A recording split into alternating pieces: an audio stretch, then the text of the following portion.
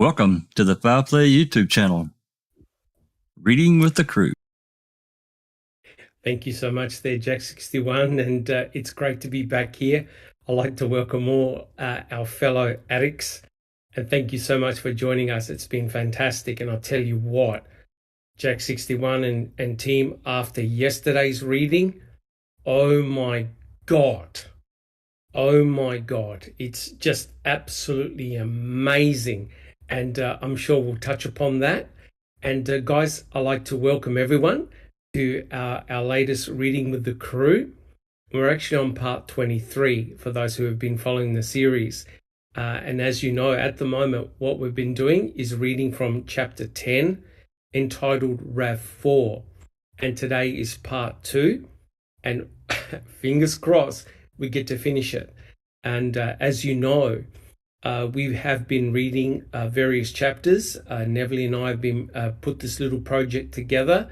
We have been reading chapters from John Ferak's book entitled The Wrecking Crew. And all of us highly recommend this book, right, guys?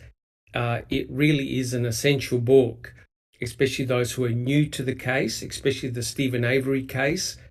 It really is a brilliant starting book. And both Neville and I have had the pleasure of putting together a few of the chapters and presenting it to the Foul Play team. And so far, we all want to thank you guys for your fantastic generosity and warm wishes and fantastic questions. I tell you what, people in chat are really clued in, right, guys? They're sharp as a tack, and we thank you so much for all your support. And again, guys, please understand that these represent the thoughts of John Ferak. They don't necessarily represent all of our thoughts from the Foul Play team. We're here to present his work, and we're here to discuss it. All of us on the Foul Play team, we all don't agree with each other. We have great debates and discussions, but I'll tell you what, guys, how good of a segue was yesterday and now to today with the chapter that we're reading. It's all about Andrew Colburn, and all jokes aside, I actually do feel very sorry for him. I really, really do. I believe that he was misguided in a lot of ways. And as you can see from what Judge Ludwig had said, right, Jack61, right, guys? Yeah. Judge Ludwig was extremely scathing of all 53 charges that he had put forward regarding defamation. And it was an incredible clean sweep. And wow, what a fantastic read by Sappercop as well, and also by Susan. Just fantastic. And I'm blessed every day to be part of this team. It's just awesome. The team effort here by everyone who works so hard and so passionate is just phenomenal. And also, guys, we like to thank all of you guys, our supporters. We do this for you guys, right? None of us get paid. We all work for free. And any income that we earn, right, Jack61, right, guys, it goes straight back into the community. And people like Jack61 and others work very hard to get FOIAs, and we upload them to our website. You guys do your own research. And that's the important point here, guys. We can do these little presentations, which are great.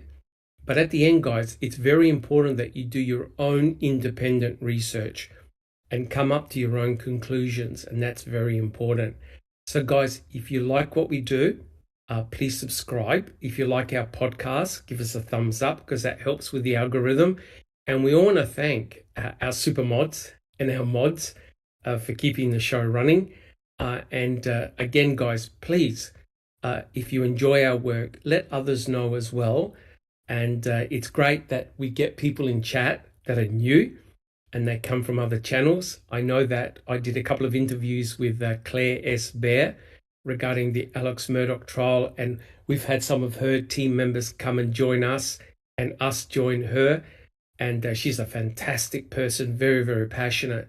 And it's great that we can share our resources and our passion. Well, look, guys, The only thing that we ask here on the Foul Play team is please be respectful to each other in chat and also to family members who may come in. Often Barb comes in and joins in the chat. And remember, Barb was front and center of what transpired back in those horrible dark days. And her own son and brother have been locked up in prison for life, right? Here on the Foul Play team, we believe in the innocence of both Stephen and Brendan, but we're not shy of the facts, right?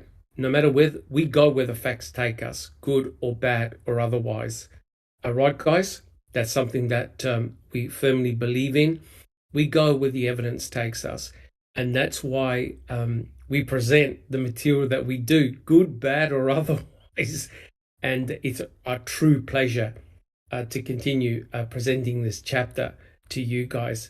So it's essentially is the conclusion of the chapter entitled RAV 4. And we know that Andrew Colburn was front and center in a lot of very important discoveries. Right, Jack 61? Right, He was. guys? He was. Yep. So you've got to understand we are not deliberately targeting Andrew Colburn. We're not even saying he did anything nefarious. However, he did associate himself with important aspects of the case. That's inescapable, right? That's inescapable. And that's why we present these chapters for a fruitful discussion with you guys who are in chat. And so, guys, so we don't waste any more time, I'd like to welcome my esteemed panel members here who have joined me today. Tell us how you're coming along.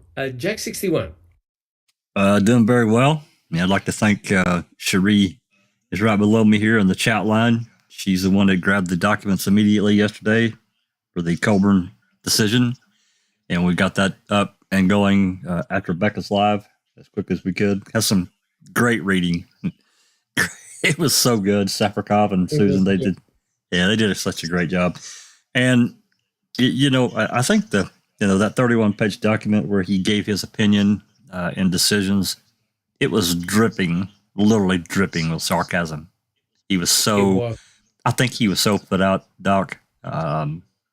This Judge Ludwig, he seemed like a very fair jurist. He gave 100%. He gave Colburn that he gave them so many chances last year. He was crazy, and I think he was completely put out with them. So kudos to him for taking his time. And I didn't see how you could survive summary judgment, and he didn't. Done. It's done. Now we're just waiting on to see what gets unsealed, which that could be a whole nother game right there if some certain documents get unsealed.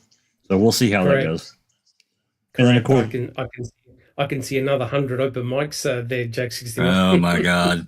Yeah, that could get crazy.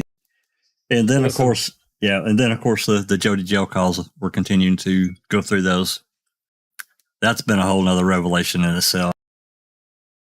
Correct. And again, Jack 61, what a fantastic effort by yourself to get those calls. And they have been really seminal to understand what was happening in the background, right?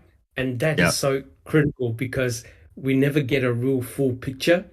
And we were listening in real time what was happening at critical moments in the case, especially involving Brendan Dassey. That's right. It was absolutely shocking.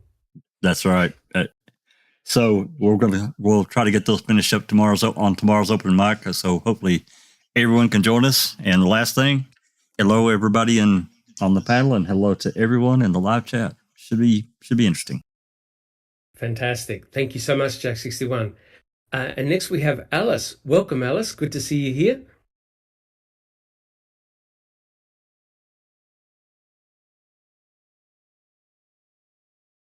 We'll just wait a sec for Alice.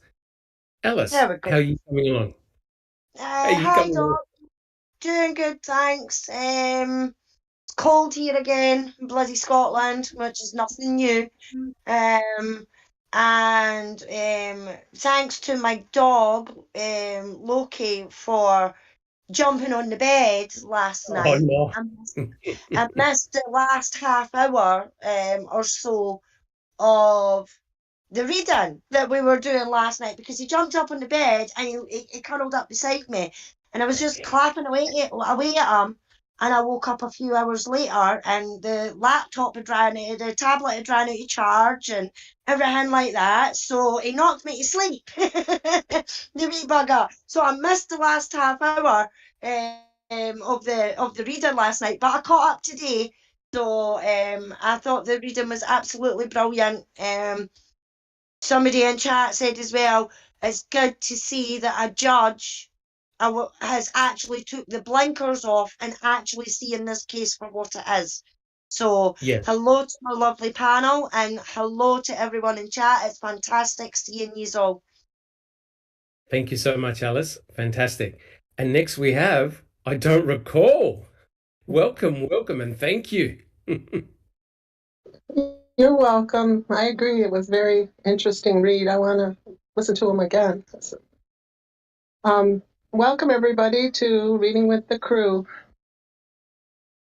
Fantastic. Thank you so much. I don't recall. And your help and assistance in getting those legal documents, we can't thank you enough.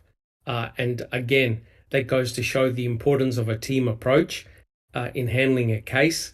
A team is made up of many parts and people with many talents. And, God bless everyone here on the panel and others from the Foul Play team. We are a very formidable team, and that's just absolutely awesome. Thank you so much. And next we have Just Rhonda. Welcome, Just Rhonda. Thank you, Dr. Silkman. Hello to everybody on the panel and to everyone in the chat, and looking forward to today's reading. Awesome. And also, if you haven't checked it out, you must check out Just Rhonda's latest podcast on the readings of Miss Gardner and her mother. Oh my God. You definitely have to check it out. Right, Just Rhonda? Yeah, it's pretty wild. Pretty wild. The lies are glaring. Correct. You can't miss them. Correct. I never thought anyone could lie more than Alex Murdoch, but I think he found his match. Correct, but we won't say anything, right? Just Rhonda. Awesome. No. Thank you. Thank I do want to you just say that Dr. Silkman will be on my podcast on Thursday, so he's going to give some DNA analysis for us, so it's going to be really interesting. So make sure you check us out next Thursday at 5 p.m. Central. Thank you so much, Just Rhonda, for inviting me. I can't wait. I can't wait. And next we have Neverly. Neverly, how things coming in sunny Southern California, or is it raining and snowing? It's snowing an hour and a half away from me. It's 57, cloudy and rainy. I just love this weather. The older I get, the more I appreciate it, because we do have long summers. So yeah, it's all good. I'm excited about this podcast. Yesterday was a great segue in what we were going to talk about today, and it's like, woohoo! Your timing is immaculate, Dr. Silkman. It was. How are you doing? I'm doing well. Really spending a lot of time doing a lot of reading and looking at various cases. I was heavily invested in the Alex Murdoch trial. I'm glad I did. I watched all 6 weeks. I learned a hell of a lot. And I watched a lot of YouTubers presenting the case. And let me tell you right now, I'm very, very proud of the Foul Play team. We can hold our own against anyone, whether they got 2 subscribers or 400,000 subscribers. We're a very powerful team here, and it's I learned a lot by following that case, and it has really I think made me more wiser to the Stephen Avery and Brendan Dassey cases. It was, if you haven't seen the Alex Murdoch trial, you really must. It's a lesson. It's a real big lesson for all of us. Well, look, guys, thank you so much, Neverly. I'd like to welcome everyone in chat. Alice, would you like to tell us who's actually in chat? We've got quite a few people already, which is awesome. Yeah, got loads in chat this time, Doc. I'm just hoping I'll be able to catch all their names. If not, I do apologise. It could be just that you're a wee bit further up than normal. Yes. So I know I did see Master Cedar earlier on, but his name's not there now. We've got Darkside, we've got Nan's Life, we've got Crockett, Andy B, Just Rhonda, we've got Colette M, we've got Mary, we've got Katie Did It, we've got Checking Convictions, we've got JJ Falk Jr., we have Serena, we have the lovely Catnet, we have Neverly, Derek Clarkson. Hello, Derek. Thanks for joining us. We've got Eva Poe. We have Rhonda SD. We've got Justine J. We've got Behind the Magic. We've got Cher. We've got Sherilyn Pontillo. We have, who else have we got? We've got Anthony Hill. We've got Crockett Thompson as well. Yeah, we've got Crockett. We've got Carol Cousins. We've got Anthony D. And I think that's all. We got Derek Clarkson as well. So we've got actually got quite a few people. Yeah, which is awesome. Thank you so much. If I've missed your name, it could be because you went further up the list with everybody joining, because we've got a beautiful 52 people in chat with us tonight. So thank you so much. Whether you're saying hi in chat or you're just being a lurker, it's fantastic to have you here anyway. Iced Coffee has joined us as well. Yes. I think I've seen Iced Coffee up the list a wee bit earlier. So if you're here and we haven't said hello, please put another wee hello and we'll catch you when we're on a break or whatever. So thank you so much for being here. Fantastic. Thank you so much, guys.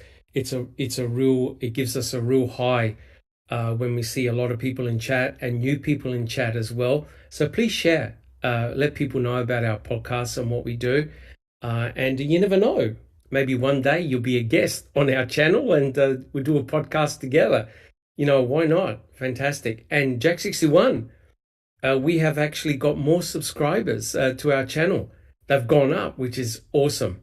Jack 61, you have any comments about that? Yeah, we've actually got quite a large influx over the last 3-4 weeks. Well over 50 people have joined, and that's wonderful. A lot of people I know from Claire's channel have come on and have subscribed and listened into a lot of about the Avery Dassey cases and whatever else we're talking about. We really appreciate that. I can't tell you. We do. And I'll tell you what's amazing, even though this murder took place, remember we're doing this for Teresa Orbach, who was tragically taken very likely on October the 31st, 2005. She was only 25 years old. We're still learning new stuff to the case, right? New stuff comes up all the time, which is remarkable, right? Through the phone calls, through documents, etc., etc. We're learning all the time. So guys, don't waste any more time. Jack 61, would you like to put, you've got the warning, fantastic. Now, we just want to give a warning to our listeners. There may be harsh language. We don't try to use harsh language, but sometimes due to our passion and things, getting heated, you may hear harsh language, and we do apologize beforehand. All right, guys. Neverly, are you ready to continue reading? We're starting on slide 20. Now, remember, this is all about Andrew Colburn and his activities on what he did during his time at the Avery Salvage Yard. Neverly, would you like to continue? Sure thing, boss. Zeller also realized Colburn's license plate call was tendered to Avery's original trial lawyers, Buting and Strang, on a CD containing a total of 30 tracks of other dispatch calls in relation to the investigation. It is apparent that the recordings are organized chronologically on the CD. Sergeant Colburn's dispatch call was titled Track 3. The preceding Track 2 is a call to Manitowoc dispatch from an unnamed officer regarding George Zipper. The officer requested a criminal records check on George Zipper from the dispatcher. Now, we've heard those calls, haven't we, Jack 61? You played some of those calls. Absolutely, we played them a couple of times actually, and Yep. as I've said many times, the whole Zipper affair is crazy. It's just absolutely crazy. Yep. Okay. Thank you, Jack 61. Neville, would you like to continue? Sure. It is reasonable to conclude that this call was placed by one of the Manitowoc County Sheriff's Office deputies who were with Calumet County Sheriff's Office Detective Dietering before they proceeded to the Zippers on November 3rd, 2005. Therefore, it follows that Sergeant Colburn's call to dispatch occurred after he responded to the Avery property to make contact with Mr. Avery and after he drove back to the Manitowoc County Sheriff's Office about his contact with Mr. Avery. Sergeant Colburn's explanation that he called Manitowoc County Sheriff's Office dispatch to confirm information obtained from Calumet County Sheriff's Office investigator Wiegert is contradicted by the chronological order of the dispatch calls as produced to the Trial Defense Counsel. Now, remember what Andrew Colburn said in his trial testimony, right? Why he rang up the dispatcher to get the details on the license plate. And he said it's because investigator Wiegert had provided him with the information. So it's rather bizarre then that Mr. Colburn decided to ring up dispatch to essentially confirm what investigator Wiegert said to him. Jack 61. Yeah, I find it curious, and I mentioned this yesterday. We talked a little bit about it, but I find it interesting that he fails to mention the attempt to locate that was broadcast to all patrol Good point. officers on patrol. He didn't mention it at all. So either he didn't hear it for some odd damn reason, which I really don't understand. He was the patrol sergeant, so why the hell wouldn't he have heard it? Be the one to hear it and talk about it with his other officers that were on road patrol? I don't know. I just find it strange. Correct. And, it is actually more damning for Andrew when you think about it, because he is a patrol sergeant. That's right. Yep. He knows the protocols. He knows the procedures. He's not a rookie at this. He's got a lot of experience. So it's rather bizarre that he would then ring up dispatch after being provided the information by Wiegert. Jack 61. Sorry, Doc, I didn't mean to hit that again. No problems at all. And Neville, would you like to continue? Sure. As far as I remember, he gave some bizarre explanation for that. He said that Wiegert gave it to him, the information about the 99 Toyota and the license plate number.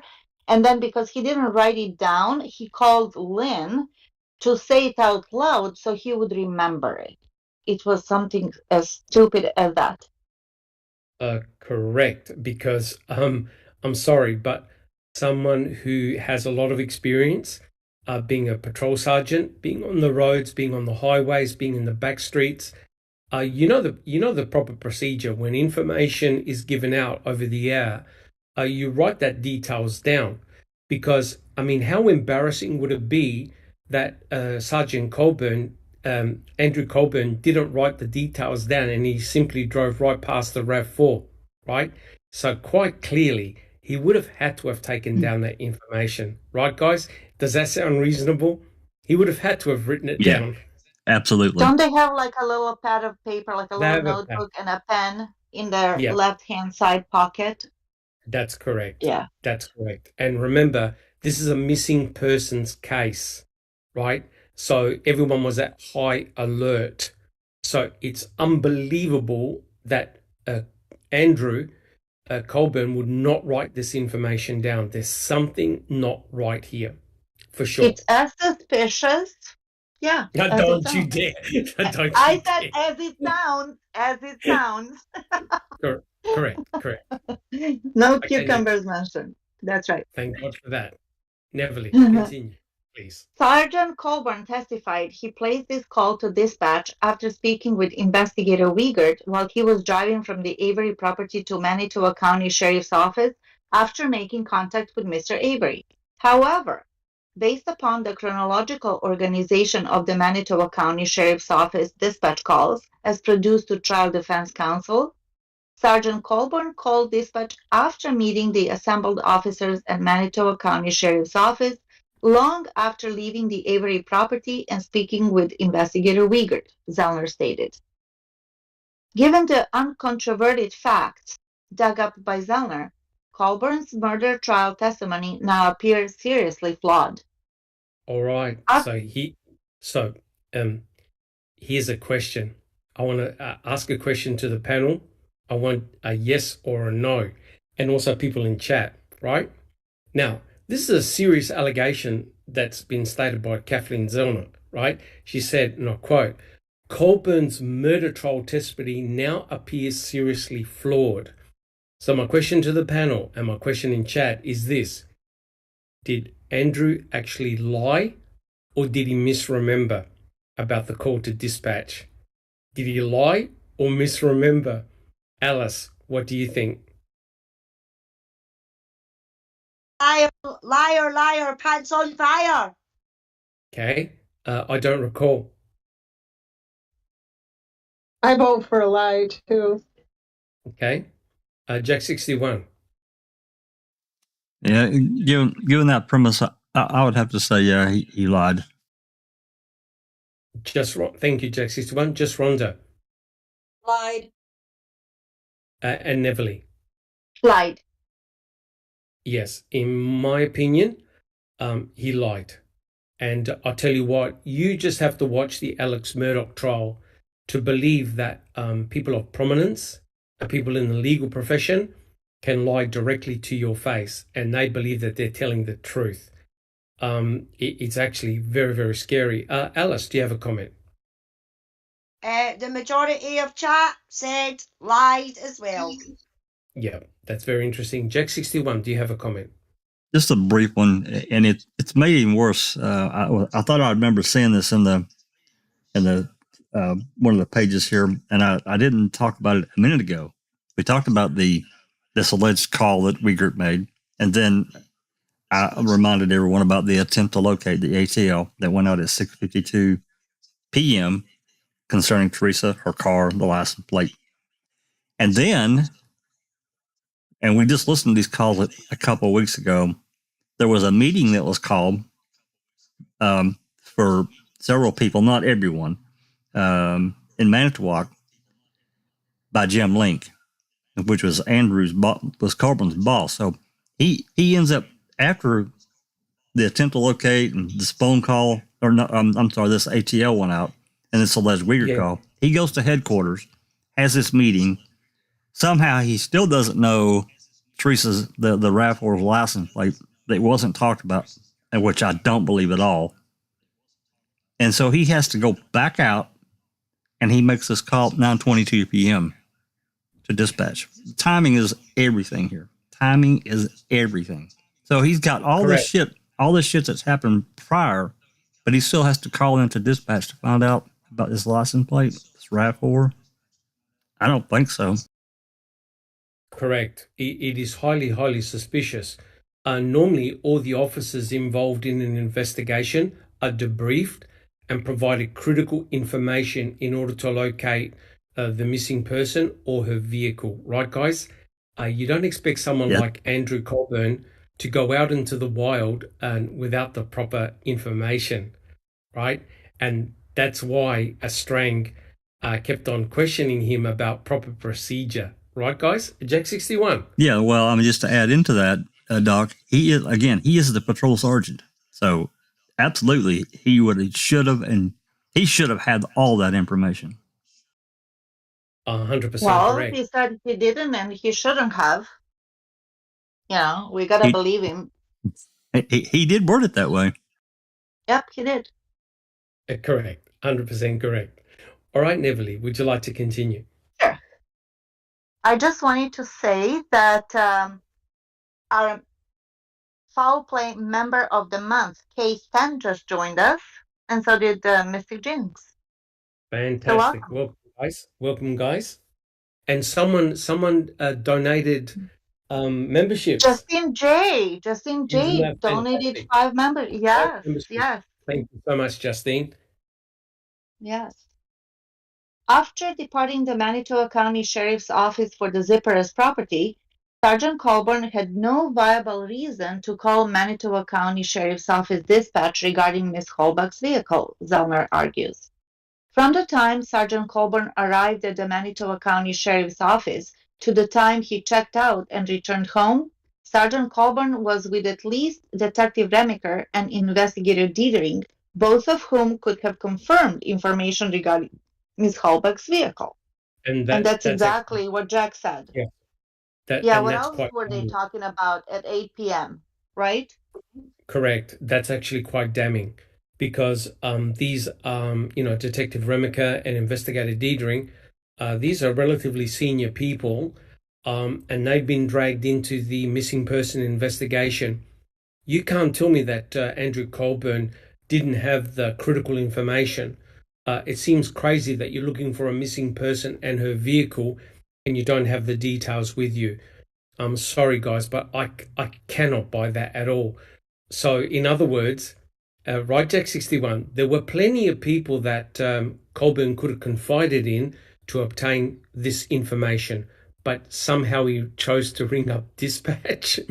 Well, Jack yeah, 61. I mean, he was some flunky that came in, on second shift and hadn't been aware of anything. Okay, I can see that happening. Call and say, hey, I've heard about some missing person, or I've got a plate number over a cell phone. I want to double check something that he wouldn't have been aware of. Fucking Coleman's been there all day. He knows what the hell's going. He should know what's going on. And not only that, Jack 61. Sorry for cutting in. He already went to the Avery property, and he also went to George. That's what right. do you think they were going there for? A cup of tea and a scone, right? They were there. Right. They were looking for Theresa Hallbach, and they were looking for a vehicle. So Colburn is really neck deep in a lot of trouble. A lot of trouble already. Justine J said it perfectly. She said he would have worded it differently. Hi, Lynn, can you give me the details for the missing person? Or for that girl from Hilbert or whatever. Correct. Yeah. Instead of actually ringing in the number plate, right? So it's Andrew's actions and his verbiage that got him into a lot of deep trouble, right? Now, look, guys, let's be fair. A trial attorney isn't going to go after ghosts or shadows. A trial attorney is going to go for something that they consider to be highly suspicious, right? And trust me, what he did, his actions regarding Teresa's Toyota RAV4 and calling in the plates is highly suspicious. I don't think anyone would disagree with that, right, guys? It's Right. very suspicious. All right. Neville, would you like to continue reading? Sure. A month before Avery's huge trial got underway, Strang and Buting informed Manitoba County Judge Patrick Willis of their client's frame-up defense in the murder trial. The lawyers for Avery planned to build their defense on the premise that Lankin Colburn had falsified several pieces of evidence, namely blood, to secure Avery's arrest and conviction for Teresa's murder. Now, just before you continue, for those who are new, both Lenk and Colburn were part of the civil depositions, right, Jack 61? Both of them were deposed in That's the right. civil trial. That's right. Yep. 2.5 weeks prior to the Hallbach investigation. We're not talking about several years ago. We're talking about several weeks ago, both Lenk and Colburn. So, being senior officers that they should have realized that it was a conflict of interest to be involved in the investigation, right?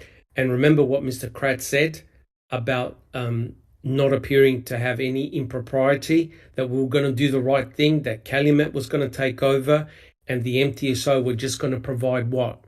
Some resources. Resources. Yep.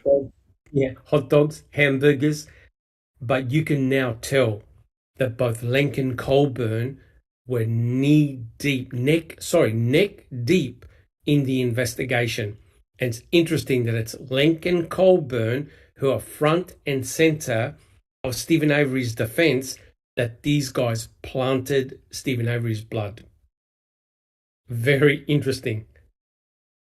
Neverly. But Strang and Buting tried to stretch their theory like a rubber band, and it never panned out as they envisioned. They accused Lincoln Colburn of having planted an old vial of Avery's blood, a vial kept inside a cardboard box of files from Avery's wrongful conviction rape case. Yep, hold a sec. Yeah, let's have a look at the next picture, because remember there are new people to the case, so we need to explain this. I'll just wait for Jack 61 to put up the picture. So basically, this was the polystyrene box that actually contained the blood vial from 1996 belonging to Stephen Avery, right? And trust me, this was a shock, right, guys? When Strang and Buting went down to the clerk's office and they found this vial of blood. It's a purple top tube, which basically means that it contains EDTA, and EDTA is an anticoagulant. And to their shock and horror, the blood was still liquefied, right? And if you have a look at the top right-hand picture, that's both Norm Gunn and Mark Wiegert. And let me tell you right now, they were shocked when they discovered that vial of blood. And this vial of blood was just sitting in a box in a clerk's office, dumped in a corner. Right, Jack 61? Right, guys? It wasn't even in a proper evidence locker. No, So it was just in a box with a bunch of other files and... Yep, the rape kit, you name it. It was just thrown about. And so potentially, if you had access to the clerk's office, you could have easily got access to that blood vial, right? And so this absolutely knocked the wind out of Norm Gunn and Mark Wiegert. Neither of them had any idea that that blood vial was there in the office. And guess who was the custodian of evidence at the time? Does anyone want to have a guess? Wasn't it Lenk? It was Lenk. Lenk had The missing key. Lenk. Yeah. Yeah, the missing Lenk. He had the key to get inside that office. He was the custodian of the forensic evidence, right? So this looked really, really bad, potentially, for the state. And my final comment is this. On the bottom right-hand side, you see that little hole in the top of the purple top tube, right? That little hole, that's completely normal, right? That's exactly what happens. That purple top tube is known as a vacutainer, and basically the tube is under vacuum. So when the phlebologist pricks your vein, blood actually comes pouring into the tube because it's under vacuum. So when they pull out the needle, you leave a hole behind. Unfortunately, Buting and Strang really got it wrong when they said, someone went inside that blood vial. Right, Jack 61? So the way it works, there's a needle that goes into your vein, and the same needle goes into the vacutainer. Correct. Right? So that's why there's that big hole. And the needle, as you know, guys, I'm sure everybody has given blood so far or had blood taken. It's a pretty thick one. So yeah, so it goes by vacuum from your vein into the vacutainer. Into the vacutainer. Yeah, I have to check my blood pretty often because I take blood thinner. And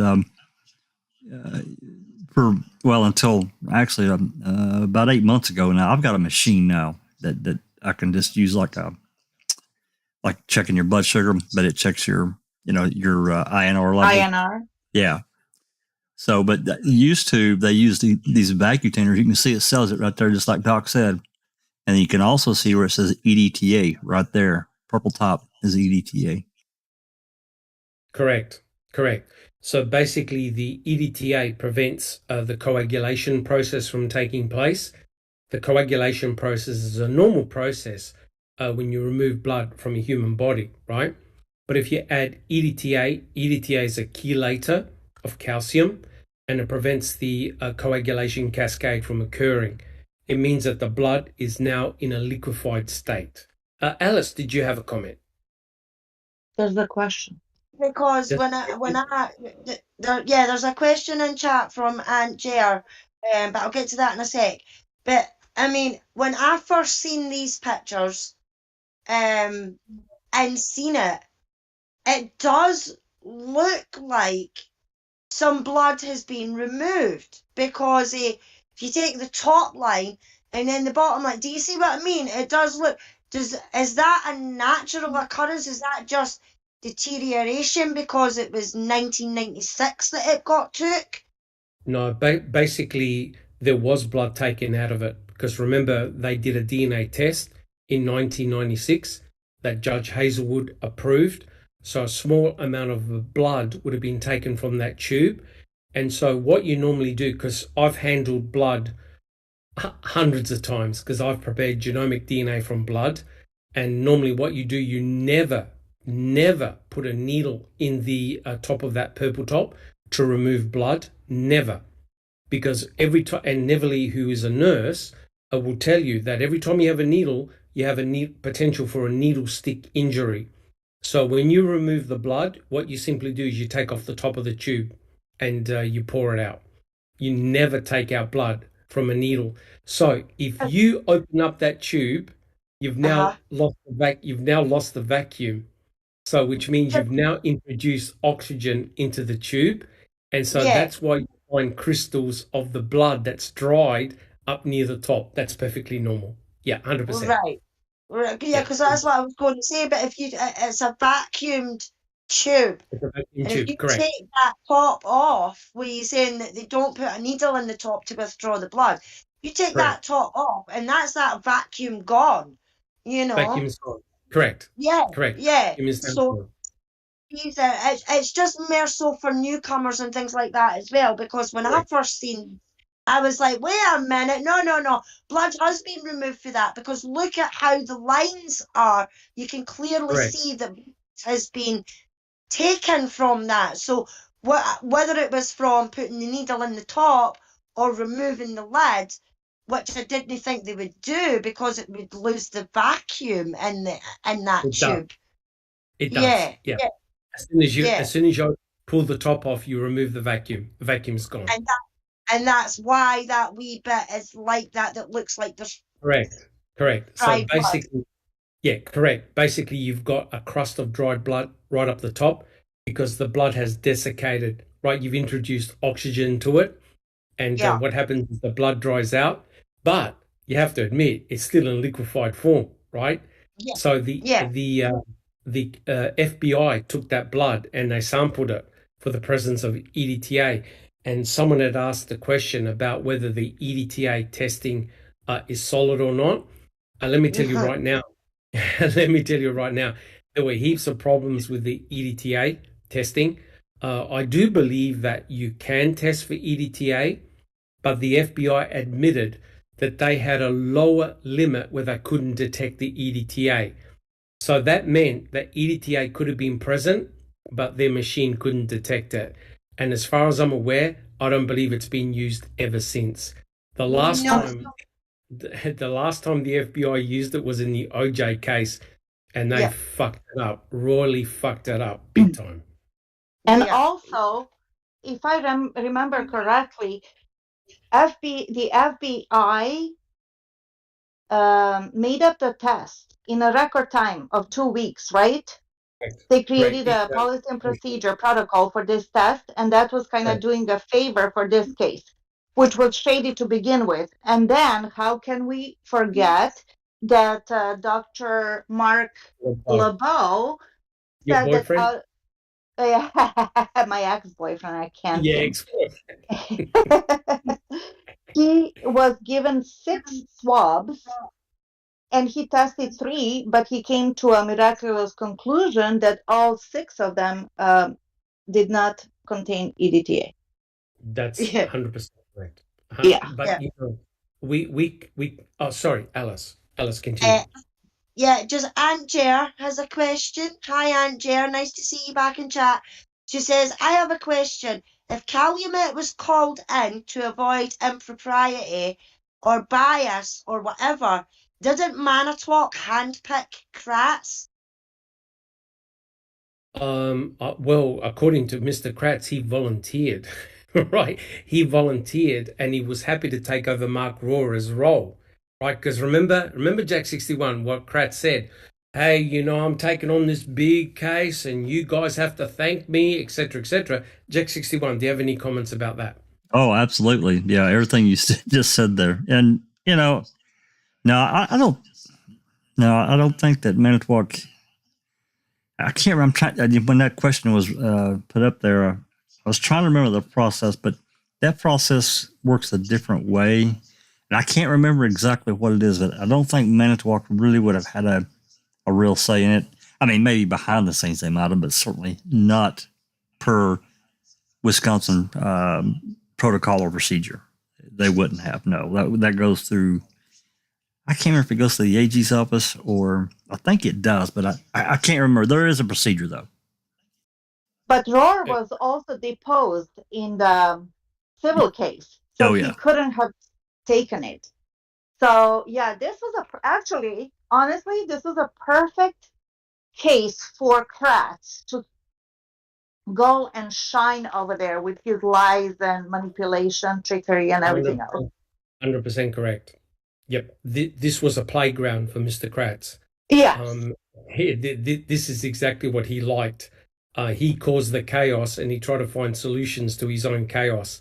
But getting back on this EDTA testing, I don't believe that the FBI routinely tests for EDTA. One of the problems is that EDTA is present everywhere, right? It's present in car products. It's present in shampoo.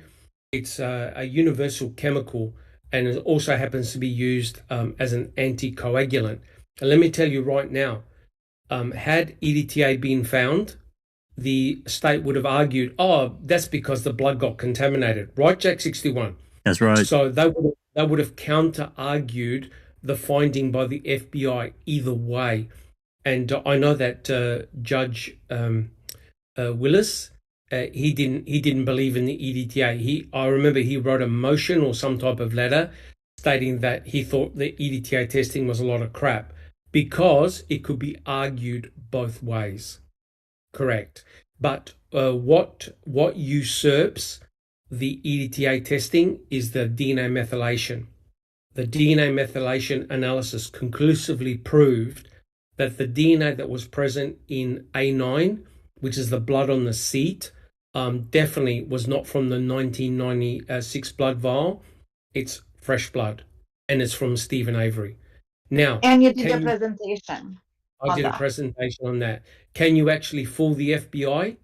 Yes, you can, because all Culhane had to do was give her the swabs, which could have come from the from the Pontiac Grand Dam, and the FBI would have said, no, I don't find any EDTA here. But what I can't explain is the blood that's present on the seat, right? That's fresh blood. It isn't from 1996. So it's harder to explain. And someone had mentioned, could Culhane have manufactured synthetic blood? Absolutely. She had all the tools to create synthetic blood. All you need to do is, like I said, she had Stephen Avery's genomic DNA from 2003. And a lot of people don't know this, but red blood cells don't have any DNA, right? They don't have a nucleus. So you can take blood from anybody and squirt a bit of genomic DNA in that blood and actually make fake blood. You can plant it, and when you do a DNA analysis, lo and behold, up comes the DNA from that individual, right? So she had his DNA from 2003, item W, the swab. So she definitely prepared genomic DNA, right? So she had Stephen Avery's genomic DNA profile in the lab. So could have she made synthetic blood? Piece of cake. It's scary. In actual fact, there was a scientific paper written a couple of years ago in which investigators are now scared that you can actually manufacture a crime scene. Jack 61. Yeah, and never really touched on it just a little bit about LeBeau and the FBI and everything. And I just want to be clear that when the state first approached the FBI about doing EDTA testing, they said, "Oh well, yeah, but it could take up to 6 months. Could be longer than that," which would have been way after trial. So it was kind of like, okay. And then, as Neverly said, just right before trial, they came back and said, "Hey, we might be able to do something to help you out here." And Correct. and Willis allowed it, knowing that these results could come back in the middle of the trial, which they did. But it didn't give. And Buting had already done a lot of research trying to find somewhere that would do EDTA testing. And they actually had some arguments during trial. I mean, it wasn't after. I mean, they argued after the jury was dismissed about all of this. And Gon's like, "Well, you could have gotten a university students to do this," and no, not Gon. 100% correct. And like I said, the EDTA results could have been argued either way.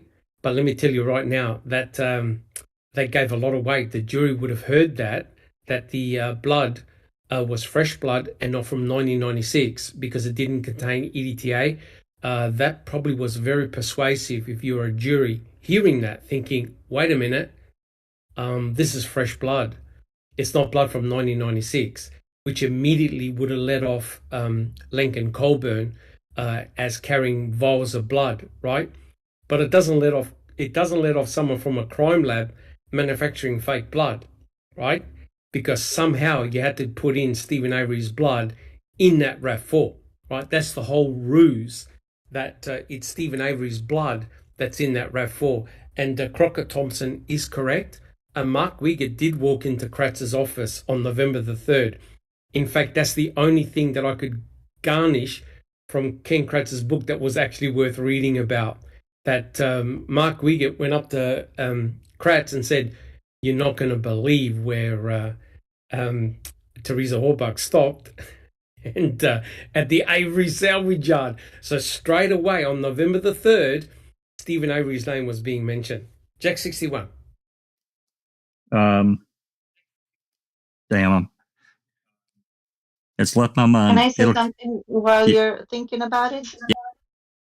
I don't know if we mentioned in regards to the whole FBI and EDTA testing, and Mark LeBeau was given 6 swabs, that FBI did not test themselves and created those swabs. They were just given. So it could have been anything That's a shock. coming from anywhere. It's an absolute shock. So basically, so what the FBI did is they just accepted the swabs from the Wisconsin State Crime Lab. And in actual fact, one of the officers did control swabs. Can you believe this? An officer, Tyson, I think, or I forgot the guy's name. He actually did control swabbing of the RAV4 and gave all the swabs to the FBI for testing. Normally, the FBI say, right, we're subpoenaing the RAV4. We're independent investigators. We're going to do the re-swabbing ourselves, and we'll do a double-blind study, and we'll get the results. Can you believe that the analyst who did the EDTA testing knew where the swabs were from? He knew what the controls were and what were the blood samples. So hence it wasn't double-blind testing. It's a shit show. Jack 61. Yeah, I remember my comment that we can't forget that, of course, they didn't get back with the RAV4 allegedly to the Madison Crime Lab until late on November 5th, early November 6th from the Avery salvage yard. And correct, we also cannot forget that they seized Avery's Grand Am on November 6th, and it was in the same location. It was taken to the same location, and it had blood in it. And Kratz followed them. Now that's some overtime on Kratz, going beyond and above and beyond his duties, right? Why would Kratz follow RAV4 and the Grand M? And we have like an hour and a half or two missing because people have done the Google search True. Yeah. to determine the distance and time it would take. Yeah. So they're not missing 20 minutes. They're missing an hour and a half or two. That's correct. In the middle of the night. And my understanding is that on the route from the Avery salvage yard to the crime lab, there was another crime lab. Is that correct, guys? That they could have stopped the RAV at the RAV at. So there was another crime laboratory in between the two destinations, because it actually took an extra 2 hours than what it should have, right? But the other thing that's going to blow your mind is guess who swabbed for blood spots in Stephen Avery's trailer on November the 5th? Anyone want to have a guess? I think it was Colburn. Cocaine? Andrew Colburn. Yeah, I think it was Colburn. Yeah. Yeah, and Remika. Now let that sink in, guys.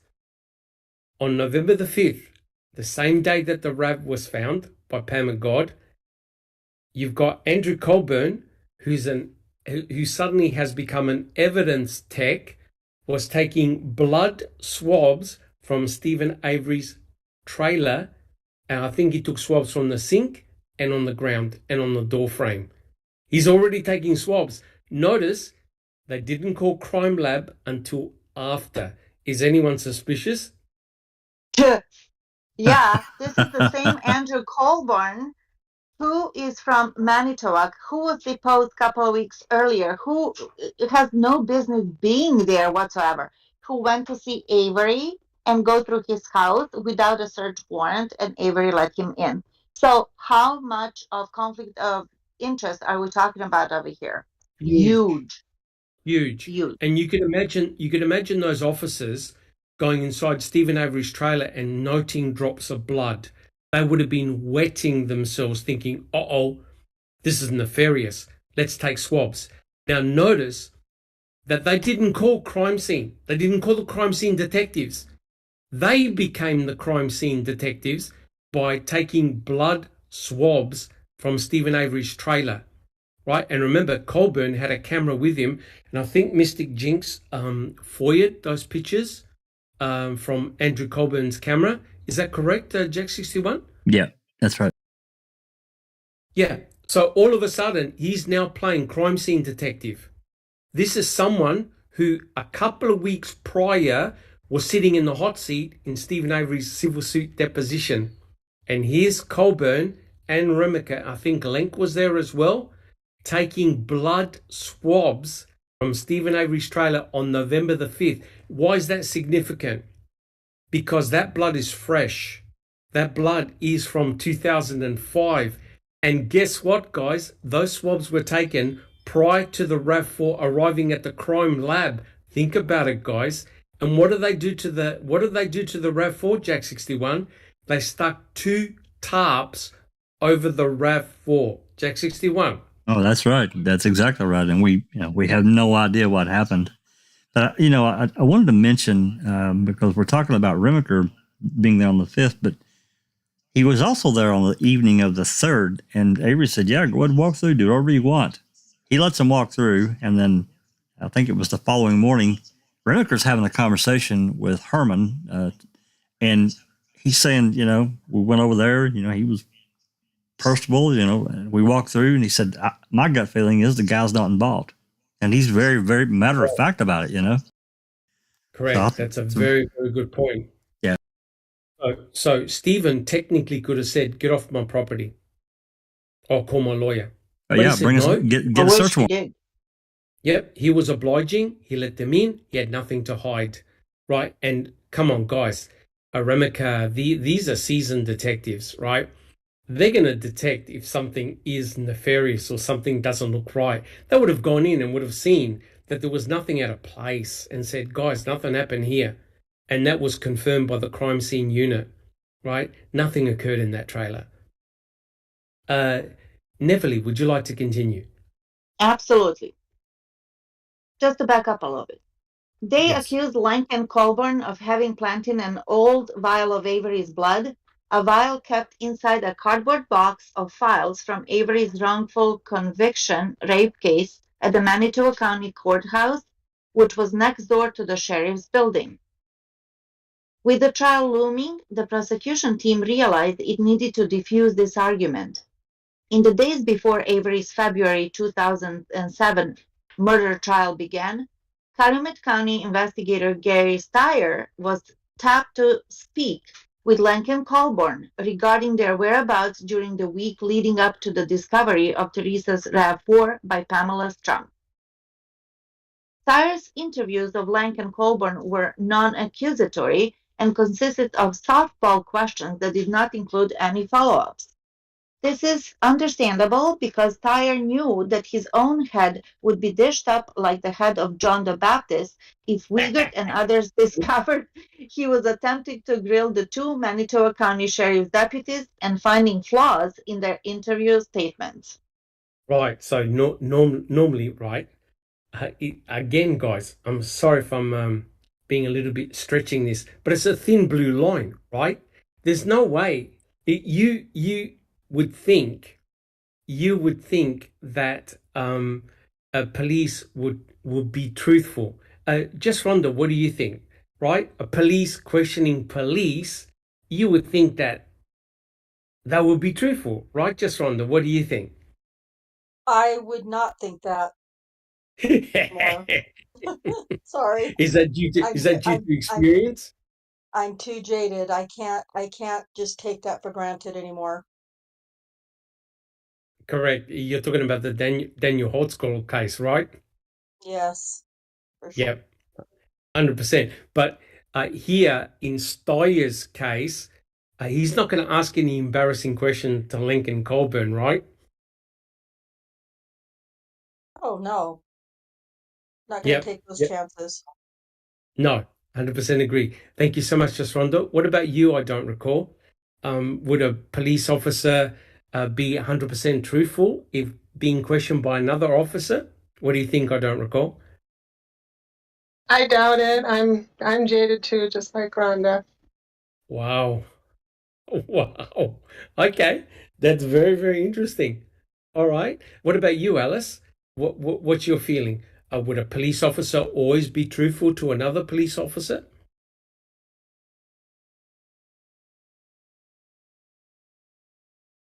No way, Doc.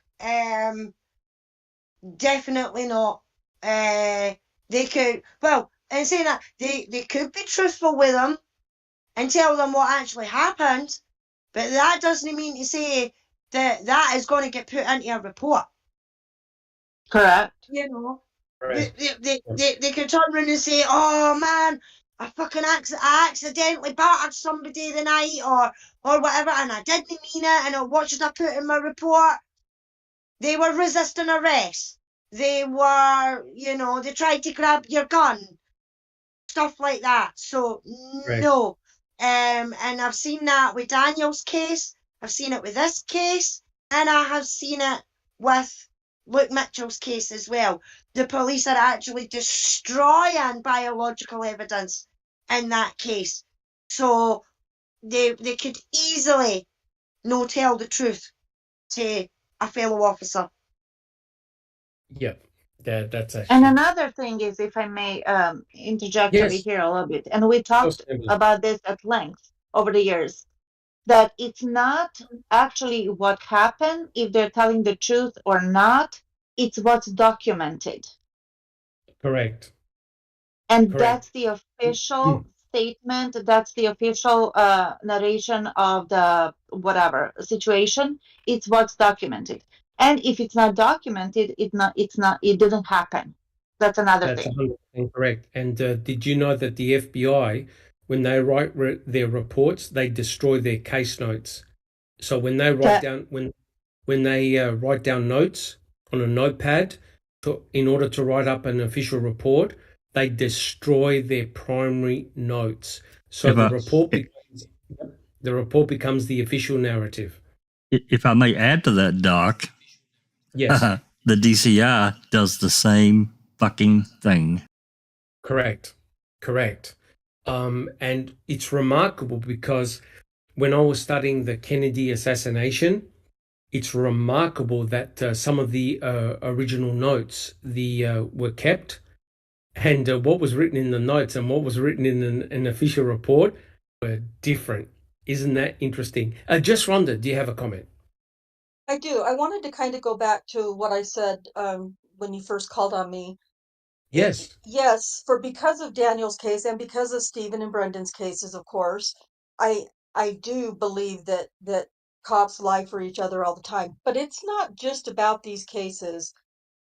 We've seen a lot of stuff in the news in the last, I would say, at the least 5 years, maybe 10 years, different cases that have been publicized where police officers it's been proven that police officers, we've watched a lot of trials with a lot of body cam footage where we Correct. see police officers knowing and saying and believing what actually happened at the crime scene, but then saying something different, during testimony or in a official police report. And so it's not just about these particular cases that I feel that way. It's because of, other cases that I've also seen. And also, just by the way, and I don't know if this is a standard thing in any police department, but the investigators in Daniel's case, they also destroyed their notes after they finished up typing their reports. So Yeah. I don't know if Yeah. it's a common thing, a normal thing, Yes. a regular thing, but Yes. yeah. The reason why they do it, yeah, I think Jack and Neville alluded to it and others, is that you have one narrative, right? You have one narrative that you can go back to and say, this is the truth.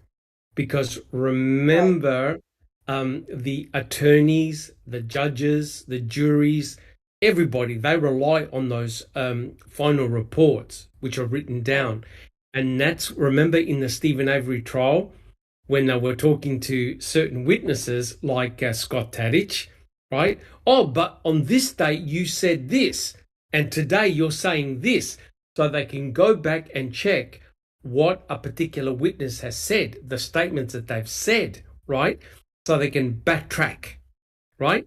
So if the police and the investigators have got their own private notes, their private notes may be different to their final report, which means that you can challenge them and say, wait a minute, officer, you said that you couldn't identify the witness, but in your final report, you said they had long hair and blue eyes. Where did you get that from? You know what I mean? So that way, I know that the FBI, they destroy their notes. Their primary notes are gone. Jack 61. Yeah, and that brings up a good point, and I'm going to move just slightly off out of what we're talking about a little bit. But think about, remember, I think it was last fall that I got the Roger Renua's interview that we've been trying for years to get. They wouldn't let it go, and they finally gave it to me. There was a report. There is a report in CASO, in the investigative report, and that report does not match what was said on that tape.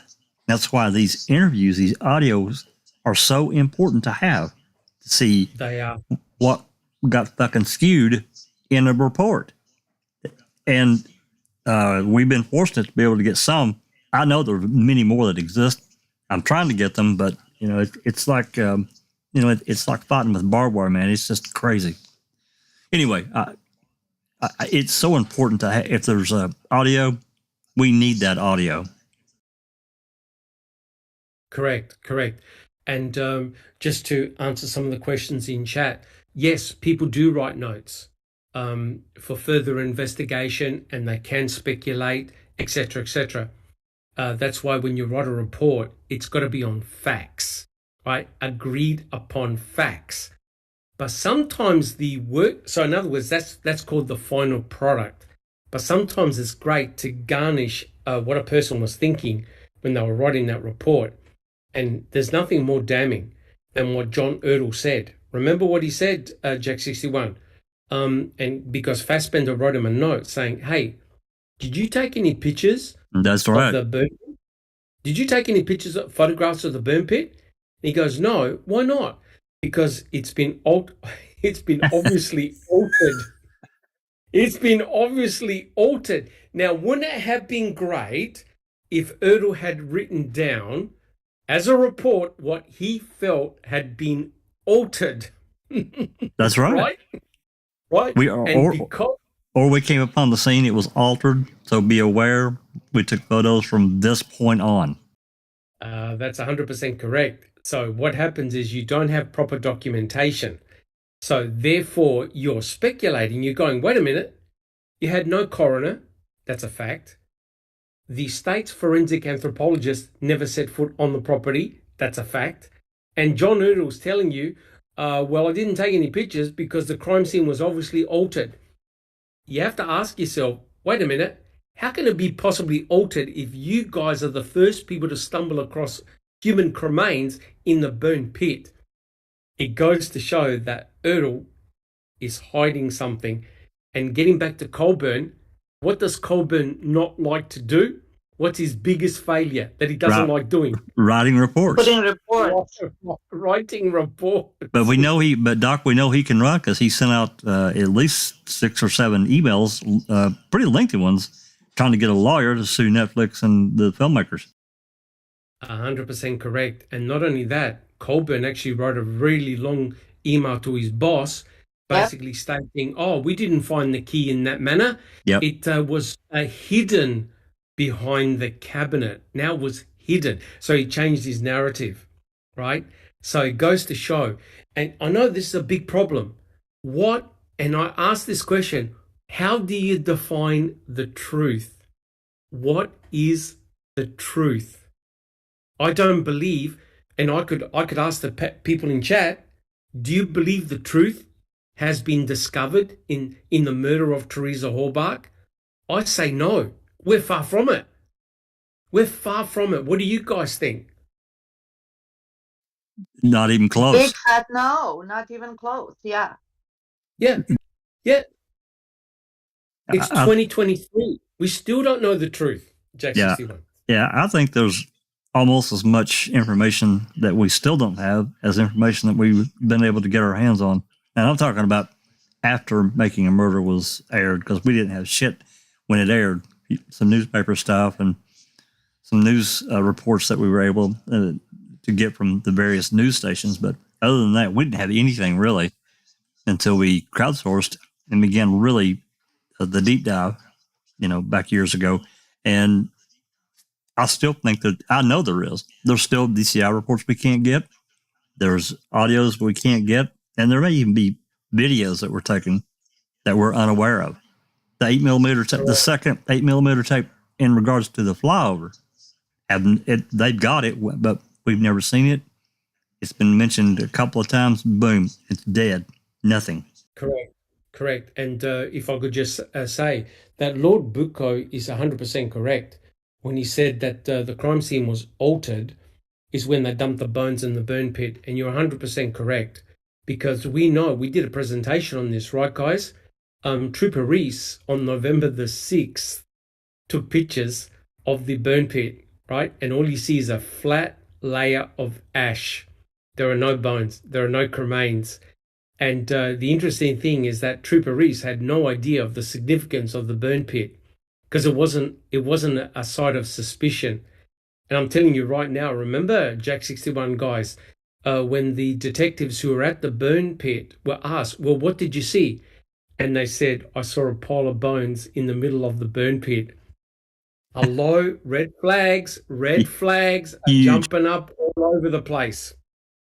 Because these idiots didn't know of the existence of Trooper Reese's pictures 2 days before, in which it was dead flat. There were no bones, no cremains. Jack 61. Yeah, he was just taking area shots around the yard, and he captured that burn pit, and there's not shit there. It does not match up with the reports. No, it does not. It does not. So now you have the actual. They have been caught out in a lie. They actually have been caught out in a lie by incidental pictures taken by Trooper Reese.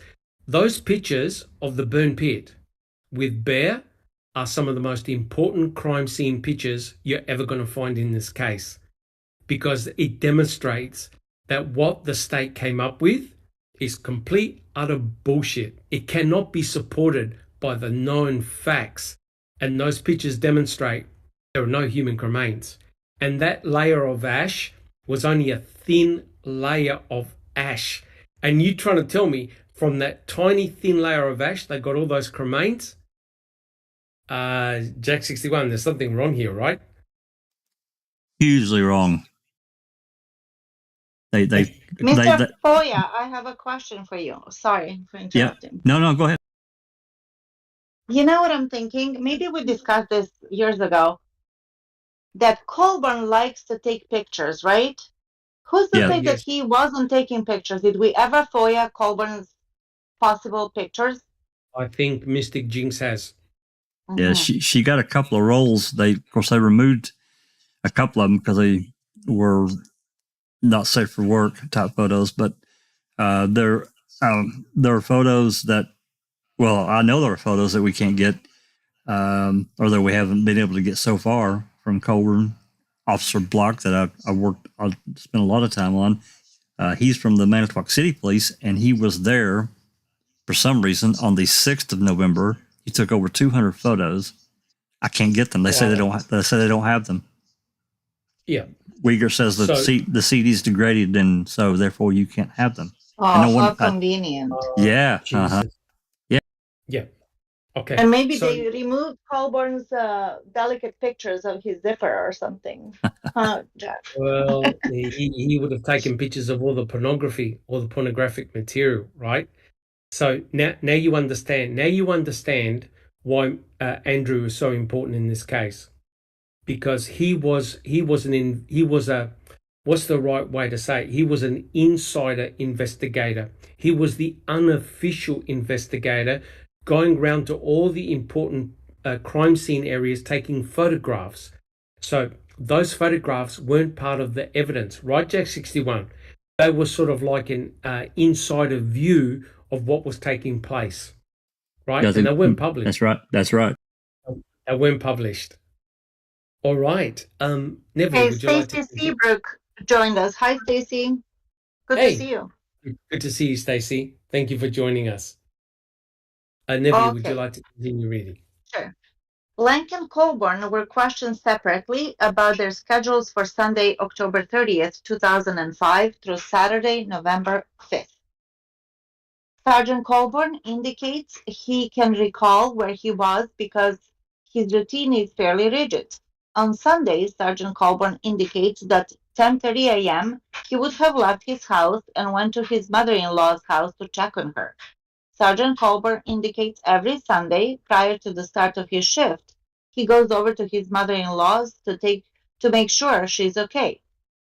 Sergeant Colburn says he would leave her house about 11:45 a.m. to go to work. Okay, I already have a problem with this. This is generally speaking. This is like set in stone. He would. Well, did you or did you not? Where does it say that, he did it exactly? Maybe he does that, 51 Sundays of the year, but on that 52nd, he didn't. True. Right? But what he's trying to say is that he's a person of habit. In other words, he does things in a routine manner, day in, day out.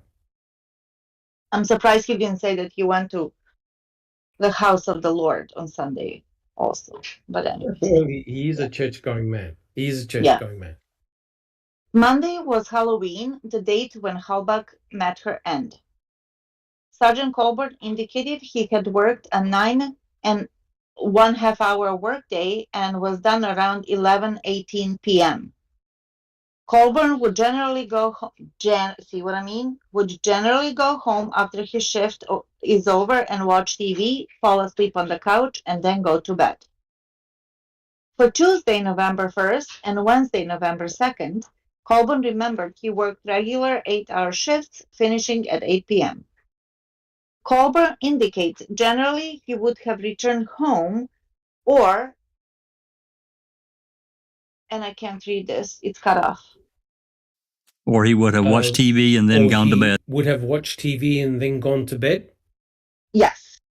That's on the bottom of page 24. Yes. Now, remember, can you remind the audience, Jack 61, what day Teresa Horbach was reported missing by her mother, Karen?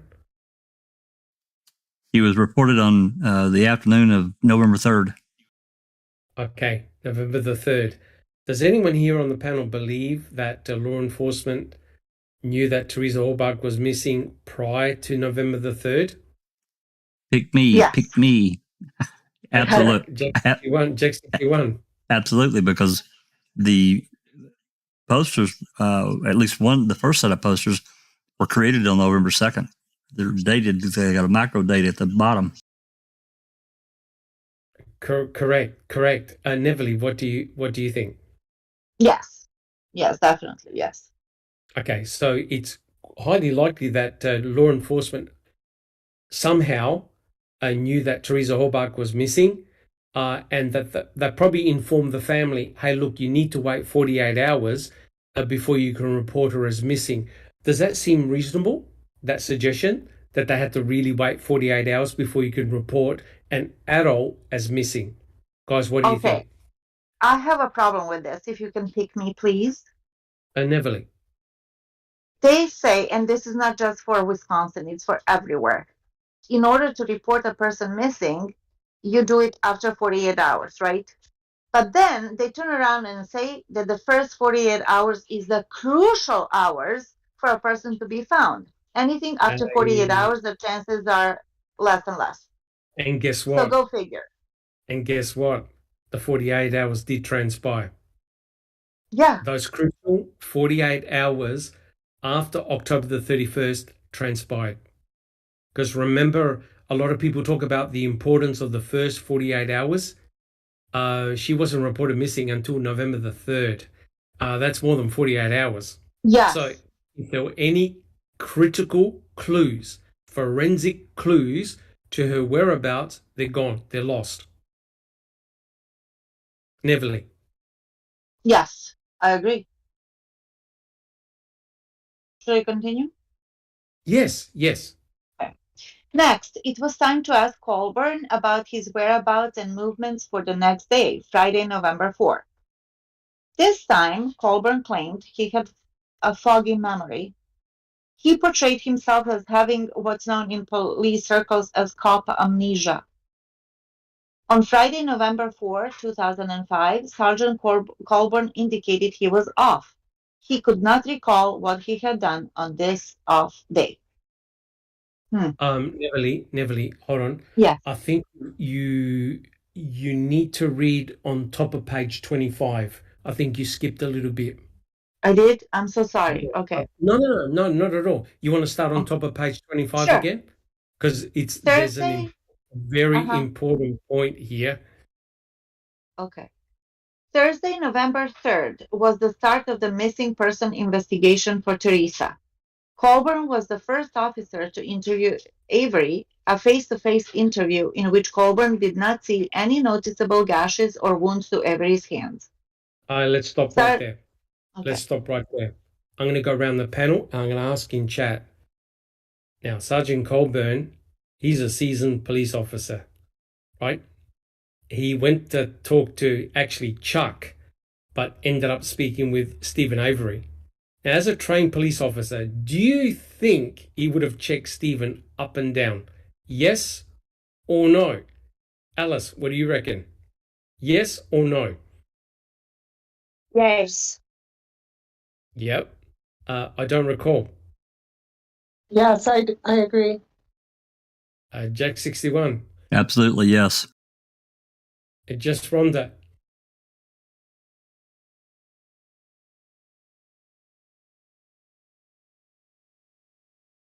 Oh, we might have to get back to just Rhonda. Neverly, what do you think? Yes. Okay. So if you're talking to Stephen, you're checking him up and down. You're looking for any signs of a struggle, any signs of a fight. Are you trying to tell me that Colburn noted nothing on Stephen, no nasty gash? Because I think he opened up his gash and prior to going to Menards.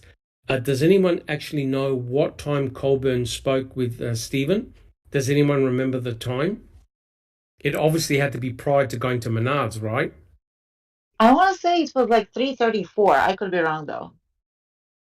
Does anyone remember what time it was? Just can't remember Jack that. 61. Yeah, I just can't. I'm trying to think, and I just can't remember the time. Right.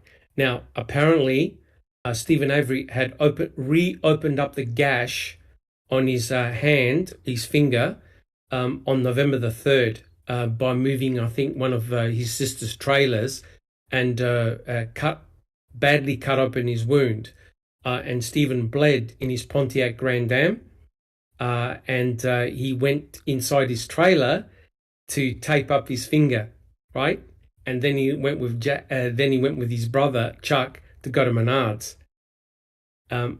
Is it true that Colburn was still on the property? Because don't we actually have a photograph of both Stephen and Chuck at Menards and captured at a specific time point? Yes, I got the security footage last year, and we've got the photo. Yep. And is it true that Colburn was still on the property? Yes, he was there doing something. We don't really know what. This was prior to him going to the meeting he was called to by Link at HQ. Right. Is anyone putting two and two together? So clearly, after Stephen leaves the property, what did he see near his trailer? He saw lights, and both him and Chuck turned around and went back, couldn't see anybody. They couldn't see any car or anything like that, which is very, very interesting. So when they were at Menards, what can you explain about Colburn being on the property? Did Colburn actually go inside Stephen's trailer just to double check? What do you think, guys? Am I speculating too much? No, it's a speculation. It is speculating. Yeah, I mean, I don't think it's a bridge too far. I mean, Okay. I don't. Okay, very, very interesting. All right, Neverly. Well, So Stephen did most say people when agree. he came back. Yes. Sorry. He No, said go when for he it. came back that the blood was gone and that the trailer smelled like smoke, and he didn't smoke. No, but his brother Chuck did. His Yep. brother Chuck. So it's very likely that what he remembered was his brother Chuck smoking outside, waiting for Stephen, right? So that's probably non-nefarious about the smoke. And he noted a day after, because he never cleaned up his sink, he noted a day after that all the blood had gone. Because that's creepy. Yeah, and not only that, we know he bled. We know he bled because there are droplets of blood all over his bathroom and on the wood frame. So he definitely bled, and he did have a nasty gash on his finger. But that's November the 3rd, guys. That's November the 3rd. There's no proof that Stephen bled on October the 31st. Jack 61, what do you think? That's right. I agree with you. Absolutely. Yeah. Alice, what do you think? There's no proof that he actually bled on October the 31st. Alice, what do you think? No, there's no proof that he bled on the 31st. None whatsoever. And I've always says they've got his blood either for the Grand Am, and I did think the bathroom sink, you know. So, Correct. yeah. Correct. And remember, the investigators asked Brendan Dassey about his uncle bleeding, and Brendan Dassey gave 7 different versions of his uncle bleeding. 7. So it's quite clear that Brendan had no idea what happened to his uncle. Jack 61. I just wanted to add into here, and this is a little bit off the track, but still, I think it's still relevant. I don't necessarily believe that Teresa died on October 31st. That's my opinion. It's just an opinion. I don't know. But we don't have any actual proof of that. No, we don't. We don't. Have a time. We don't have a time of death. We have no idea when she died. Right. All we know is that the cremains were found on November the 8th. We know her vehicle was found on November the 5th, but we've got no idea when she actually died. 100% correct. And even Kratz admitted that they had no idea when Teresa Horbach was actually killed, which is rather bizarre because according to Brendan, she was killed on October the 31st. And now you've got Kratz saying, well, how do you know she died on October the 31st? Which makes the entire murder investigation just a farce, an absolute farce. Neverly, would you like to continue reading, please? Sure.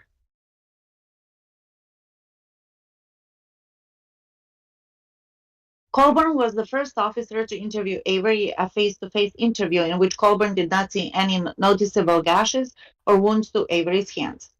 Sergeant Colburn indicated he had started at 11:45 a.m., where he had worked his 8-hour shift, plus 3 hours of overtime, assisting Calumet County Investigator John Diedering in speaking to the zippers about Teresa Horbach. Sergeant Colburn also remembers he was called to go check the Avery residence. Sergeant Colburn indicated he had concluded his shift around 10:50 p.m. Next, it was time to ask Colburn about his whereabouts and movements for the next day, Friday, November 4th. This is the magic day in Manitowoc, right? Correct. This time, Colburn claimed he had a foggy memory. He portrayed himself as having what's known in police circles as cop amnesia. On Friday, November 4, 2005, Sergeant Colburn indicated he was off. He could not recall what he had done on his off day. Now, this is in the middle of a missing person investigation in which Colburn was deeply involved. He cannot remember what he did on November the 4th. Correct me if I'm right, wrong here, Jack 61, but how much information in terms of police calls and detective calls do we have on November the 4th? There is not a single radio transmission from Manitowoc on November 4th. We have a few dispatch calls, but not a single radio transmission. And I think that's important. The whole MTSO and Calumet had a foggy memory on November the 4th. Well, we do have November 4th for Calumet, but there's nothing that's related that I'm aware of from November 4th radio transmissions from Calumet that go to Manitowoc. Nothing. Now, I'm not saying, I don't know that they edited anything out, any cross communication, because they did have a channel. There is a dispatch channel. So people understand, Calumet had 15 different channels that we have recordings from. And they did have one channel that was designated for all the other surrounding counties, Door County, Sheboygan. It came over a specific channel if there was if they needed assistance or whatever. I don't remember a single call from November 4th that was related to Manitowoc County. So nothing. And November the 4th just happens to be the day of the flyover over the Avery salvage yard and adjoining properties, right? And 22 drop calls from Mr. Ryan Hilligus. 22 drop calls from Ryan Hilligus, and Chuck Avery sees lights near his place. That's right. Near the quarry, out at the back of his place. So one day after the poor woman was reported missing, they have malfunctioning, whatever they said. What was the reason they have any calls? They didn't have any calls? Did they give us any reason? Well, the only thing that I've ever been told is that they don't that those weren't saved, or they don't have anything, and I don't believe it. I mean, No. after we went through everything that happened, and suddenly they found 22 extra DVDs early last year. I still think there's another DVD or two that we don't have. You know what I'm saying? Know what I mean? That would cover November 4th. Yes. Yeah. Now, remember, guys, this is one day before all the forensic evidence is found, or the beginning of the finding of all the forensic evidence. And the number one item that was found one day after was the RAV4 by Pam of God. So, were these guys now, if there are planters involved, were they working out a strategy or scheme in order to plant the RAV on the property? Is that a fair assumption? or a bridge too far? What do you think, Very guys? fair assumption. Because we don't know what happened and what was on those calls. Well, and remember this, during the trial, Frank was I don't know if it was a director or a cross, it doesn't matter. Not Dithering, but what's his name? Remiker. Yes. And it was during that questioning that Remiker said something about the dispatch calls. And Frank was like, what? And he goes, correct. yeah, we have calls. And they actually stopped the proceedings so they could obtain the calls. Am I remembering this correctly? That's correct. That's Yeah. what Remiker said on the stand. Yes, Right, he was on the stand. About the calls. I'm sorry. Yeah, what was the question? The Remiker said on the stand about listening to dispatch calls. Oh, yeah, absolutely. Yeah. And he opened that can of worms because Beauty and Strength had been asking for all these radio transmissions and so forth and got nothing. Absolutely nothing. In the Alex Murdoch trial, that's called opening the door, right, Neville? Yes. And speaking Correct. of the Murdoch trial, for the ones that watched it, Murdoch he took a stand as a defendant, which is not very smart, but anyways, and the prosecutor asked him, what was the last conversation did you have with your wife before she was murdered? And he couldn't recall. He had a foggy memory and amnesia of a killer, I guess. So this reminded me of Colburn having an amnesia for something very important. Correct. So November the 4th, everyone has amnesia, and there's radio silence, right? That's not right. That there's something not right here, and It's obvious. And it just so happens that Colburn happened to have amnesia on November the 4th as well. Yeah. All right, guys. All right, Neville, would you like to continue? Let's see if we can finish this podcast. Sure. Colburn was just one day removed from the biggest day of police work in his career, and he was allowed to answer with a straight face that he simply could not remember anything about his activities and whereabouts the following day. On an open missing persons case where the victim had not been found, her car was still gone, and the attacker remained at large. It's also a little known fact that Colburn was intricately involved in two other very strange discoveries of physical evidence surrounding Teresa's murder. Not far from the location where the eyewitnesses saw Teresa's RAV4 being hidden off Highway 147 and the turnabout, civilian searchers also found a silver cellular phone in the ditch. And it wasn't an ordinary phone either. The phone is commonly known as a burner phone. Burner phones are often used by two groups: people on a limited budget who use them to avoid the expensive entanglements with the mobile companies, and the other element of people who use burner phones are criminals. That's very interesting. There's a degree of privacy that make it nearly impossible for police to hunt down, excuse me, let me get to 27. The caller's activities. A burner phone would be ideal for a drug dealer, a phone harasser, and for a stalker. Now, is it true, or are we just dreaming this? Was Teresa Hallbutt actually getting calls from a stalker, or is that all crap by Tom Pierce? Does anyone have any comments? Well, he insisted on that. Yeah, he did. Yeah. But is there any evidence? Jack 61. No, not that I'm aware of. No, there is no evidence that, and as far as I know, he's the only one that said it. Now, don't you find that rather interesting, Alice? Yeah, just agreeing with the rest of the panel. It's funny how he's the only one that said that there was a stalker.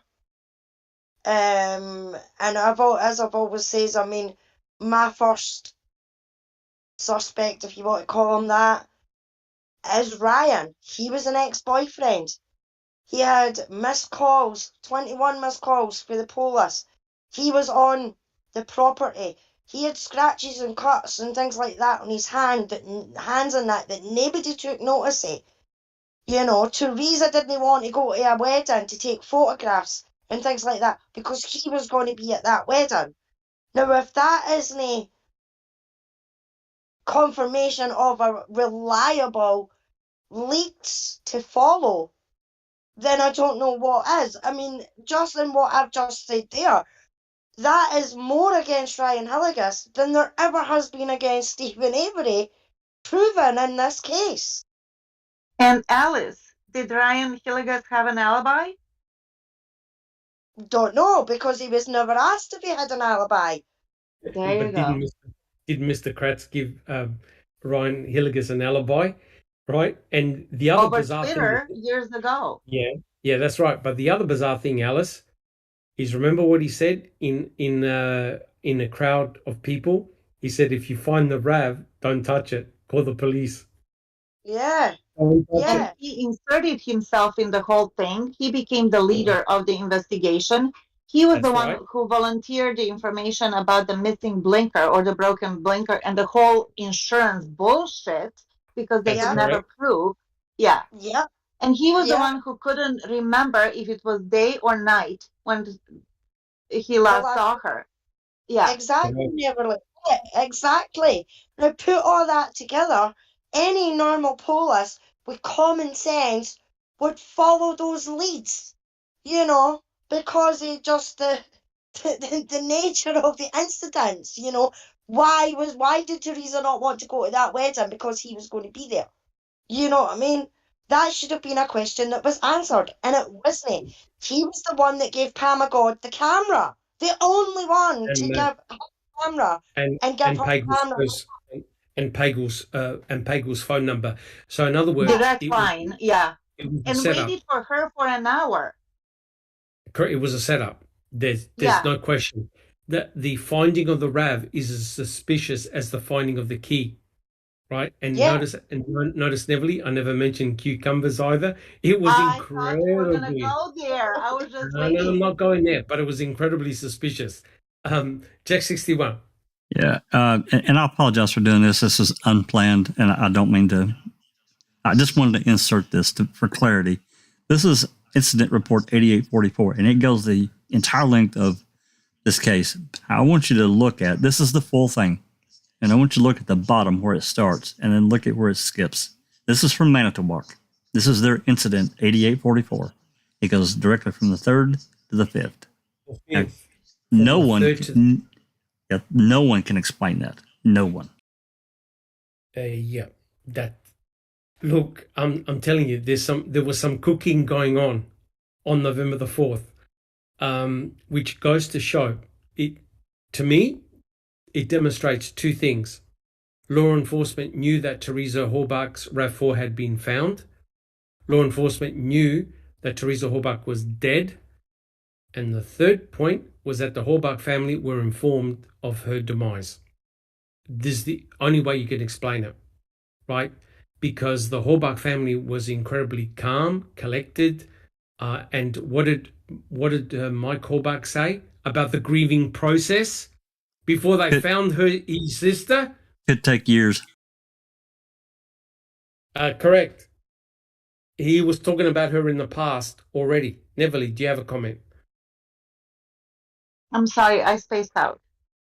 Do you have a comment about Ryan Hilligus and also Mike Horbach saying about the grieving process? Yes, the grieving process. And I was reading, actually, somebody mentioned it. I think that it was Katie did it.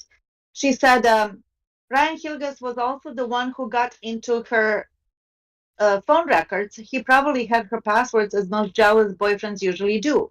Remember that, guys? Oh no, he called Singular Customer Service 3 times. Yeah. I think he called and they lied to get her account reset so they can get into it. Yeah, but he said, "Oh, we just guessed it. It probably had something to do with her sister's birthdays." I remember that clearly. Lies. All lies. And deleted voicemails and all of that. Yeah, with a big cheesy grin on his face, right? And what is remarkable, he can't remember when he saw Teresa last on the Sunday, whether it was nighttime or daytime. What type of crap's that? This is your ex-girlfriend that he was looking at when she was at the computer one day before she disappears. He cannot remember what time he saw her. You know why? He didn't want to put a stake in the ground to say, yeah, I saw her at this time. Because that way the investigators can backtrack and say, okay, where's your alibi for this? Where were you there? When did you arrive? So he was being deliberately misleading. Jack 61. Yeah, he was extremely non-committal, and we could talk for 3 hours about this guy. This is all speculation, guys. I want to be clear about that. We're speculating. However, we're speculating it's an informative speculation because not only did I feel 100% positive saying that he lied on the stand about how they got into her account. That's a federal offense, number one, and they didn't bat an eye. They didn't bat an eye about it. Didn't even question him. And then number two, he was used by Fassbender. And I won't go into that if Doc wants to, he can, but he knows exactly what I'm talking about. 100% correct.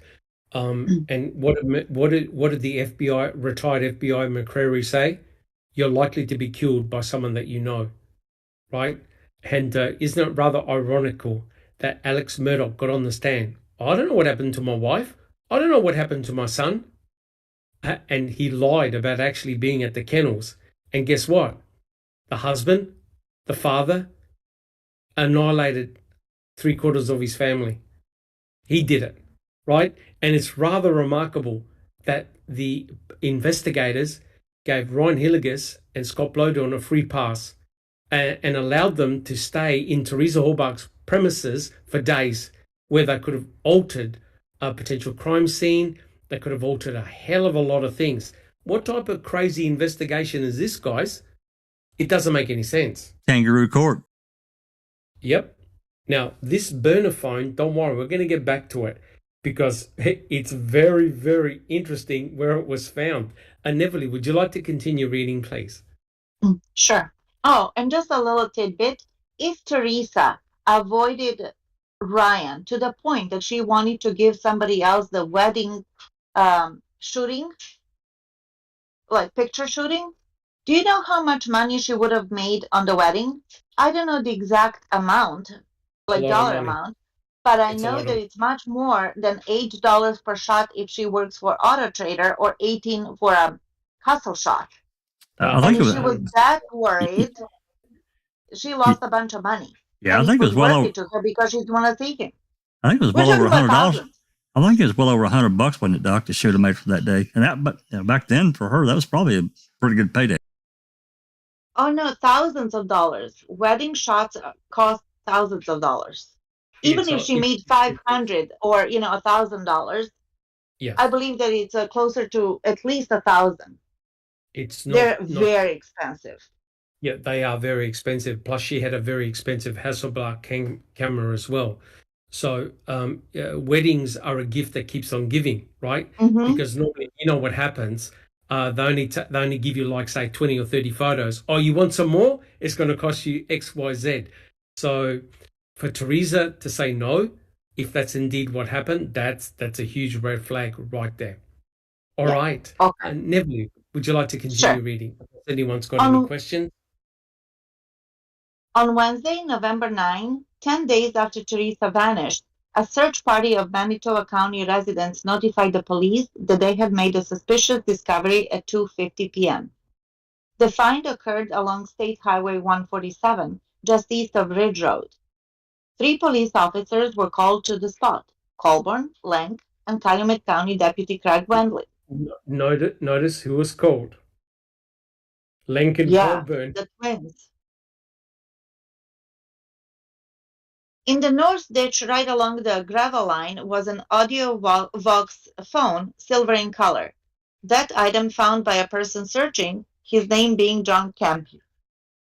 After collecting the phone, we did return to the command post and all of the evidence was kept in my exclusive possession in my squad. I then transported all the evidence to the Calumet County Sheriff's Office. Okay, so I have a question. regarding this burner phone, Yes. maybe I was sick that day when this was discussed. But how was it determined? How did they determine who it belonged to? They didn't. Well, but They it's did. like they were alluding there was some foul play going on. Foul play? Yes. Yep. They didn't, and they made a lot of mistakes with that phone. And I think Big Jeff did an actual podcast on this very phone, on the AudioVox phone, and I believe this is no accident. The AudioVox phone is actually very, very important, as you'll see in a minute. Keep going, Right. Everly. The burner phone became an afterthought as the murder investigation focused squarely on Avery, who was also taken into custody that same day, November 9. All right, so let's have a look at the next picture. Right now, this is very, very interesting because this is the phone that was found by John Campion. Right now, you're not going to believe who else found that phone. Can anyone guess who else found that phone? Who would like to guess? Me, Yeah, Neverly. Pam of God. Pam of God. Now, you're not going to believe this, right? On November the 5th, she finds the RAV4. On November the 9th, with John Campion, she also finds the burner phone that's just been discarded on the side of the road. Now, if you have a look at that phone, that's not a cheap and nasty phone. Back then, in 2005, that's an expensive phone, right? I had a phone just like it. Yeah, it would not have been cheap. That's a flip type phone. And if you remember, when I did my presentation, you need to MVAC it. You need to swab it. You need to MVAC it.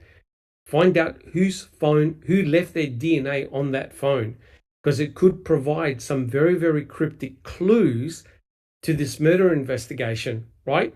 And the officers just seem to have forgotten about it, right? So the big question is, who actually discarded this burner phone?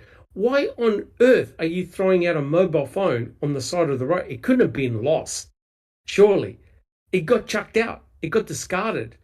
Now, just as an analogy, guys, what did Alex Murdoch do to his wife's phone?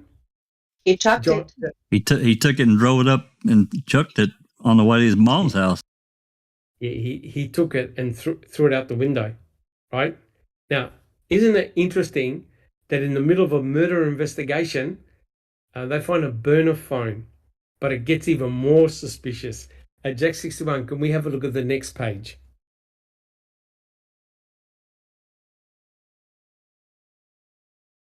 So we'll just wait for Jack 61 to put up the next page. Alice, are you able to read what's on the screen? This is the report that was written about the burner phone. Can you see it?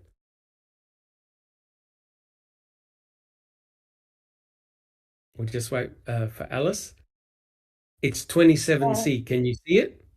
27C, is it in slide stock? Yeah, because something's gone on with my YouTube now, and I don't know what it is. It just keeps buffering. So. All right. Shall I get just Ron? Is just Rhonda there? I'm here. Is it 29? Yeah. Shall I get just Rhonda to read it out? If you want, yeah. Okay. Just Rhonda, are you able to read out slide 27C? Yes. Awesome. Thank you. At that time, we did go back to the command post, and I did have my squad with me containing all the evidence that was collected.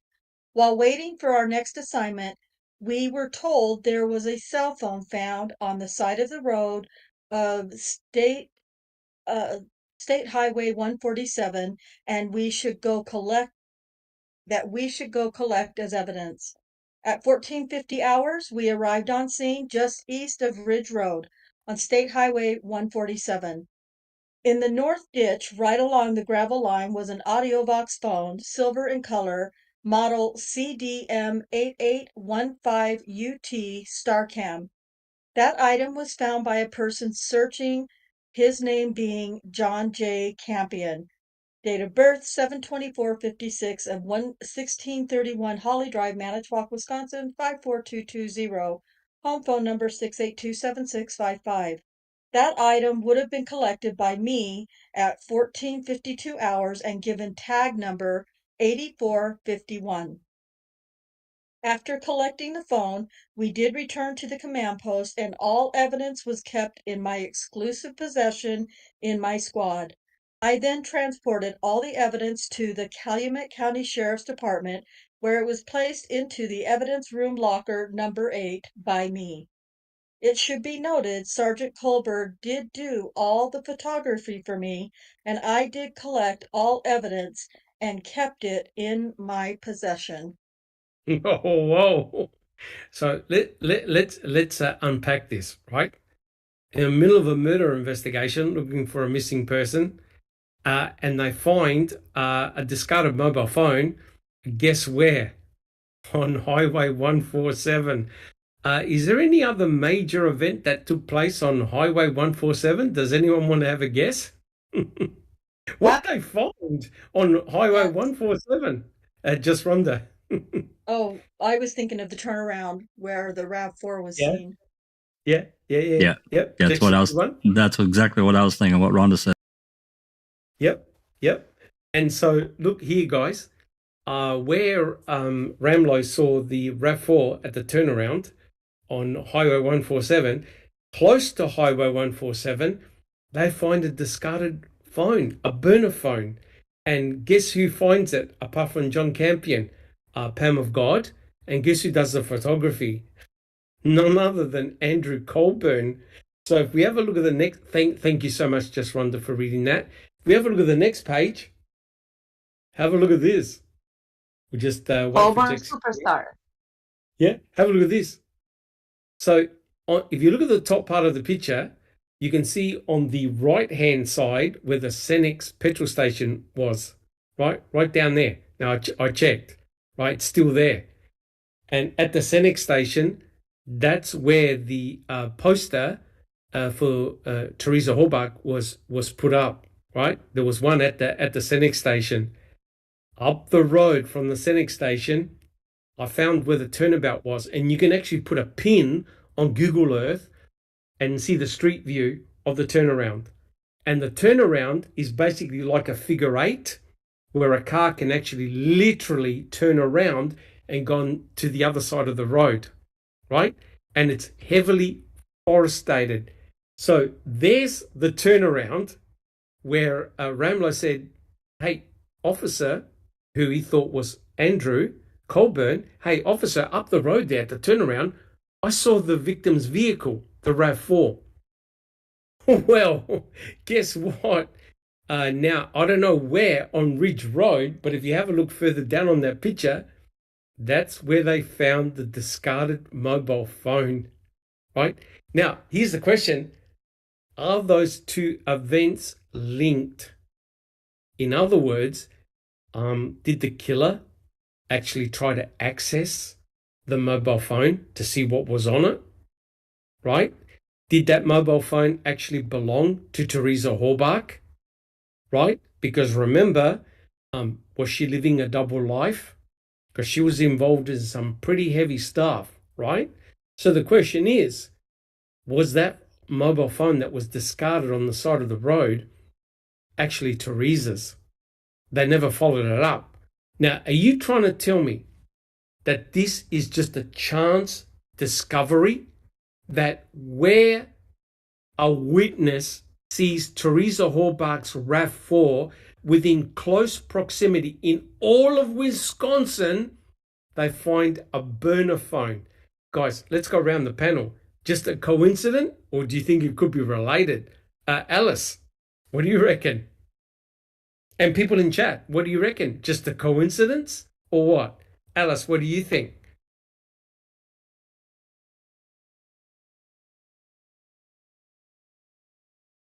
There is no such thing as coincidences in this case, Doc. No matter what way you look at it.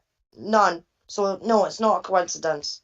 That's very, very interesting. Jack 61, what do you think? Is this the first time that you've seen those two areas connected? Yeah, I tend to agree with Alice in this case because there's so many other things that seem to be coincidental, and I have a really difficult time with these coincidences. And what really makes it worse for me, if they hadn't lost the phone or discarded it or whatever the hell they did with it, I might have a different opinion. But it's gone, and I have to wonder. I have to wonder why. I have to wonder why. So that puts a tack in it for me. 100% correct. What do you? Thank you, Jack61. What about yourself, just Rhonda? Just a mere coincidence? You know, when I was studying criminal justice in college, there were a lot of cops who did lectures and stuff for us, and I've never heard a cop say that they believe in coincidences. Nothing in any case is coincidence, and particularly in this case, nothing is coincidence. Well, Yeah. the only cops that claim that it's a coincidence are the ones in Manitowoc and Calumet. Correct. But this is actually quite scary because had that mobile phone been Teresa's or in Teresa's RAV4, it now makes perfect sense that she was killed somewhere, and whoever was driving her RAV4 obviously was trying to get into the mobile phone, very likely, which is very interesting because that's exactly what Alex Murdoch was trying to do, trying to get into his wife's phone, and picked up his son's phone and obviously couldn't get in because it was password protected. And all of a sudden, you've got the phone being discarded along Ridge Road somewhere. And guess what? Straight up the road, that's where you will turn off to dump the car in the turnaround. Guys, that's too freakish. And guess what? Pam of God finds a RAV4 on November the 5th. Pam of God finds the mobile phone on November the 9th with Robert Campion, and Andrew Colburn photographs the phone.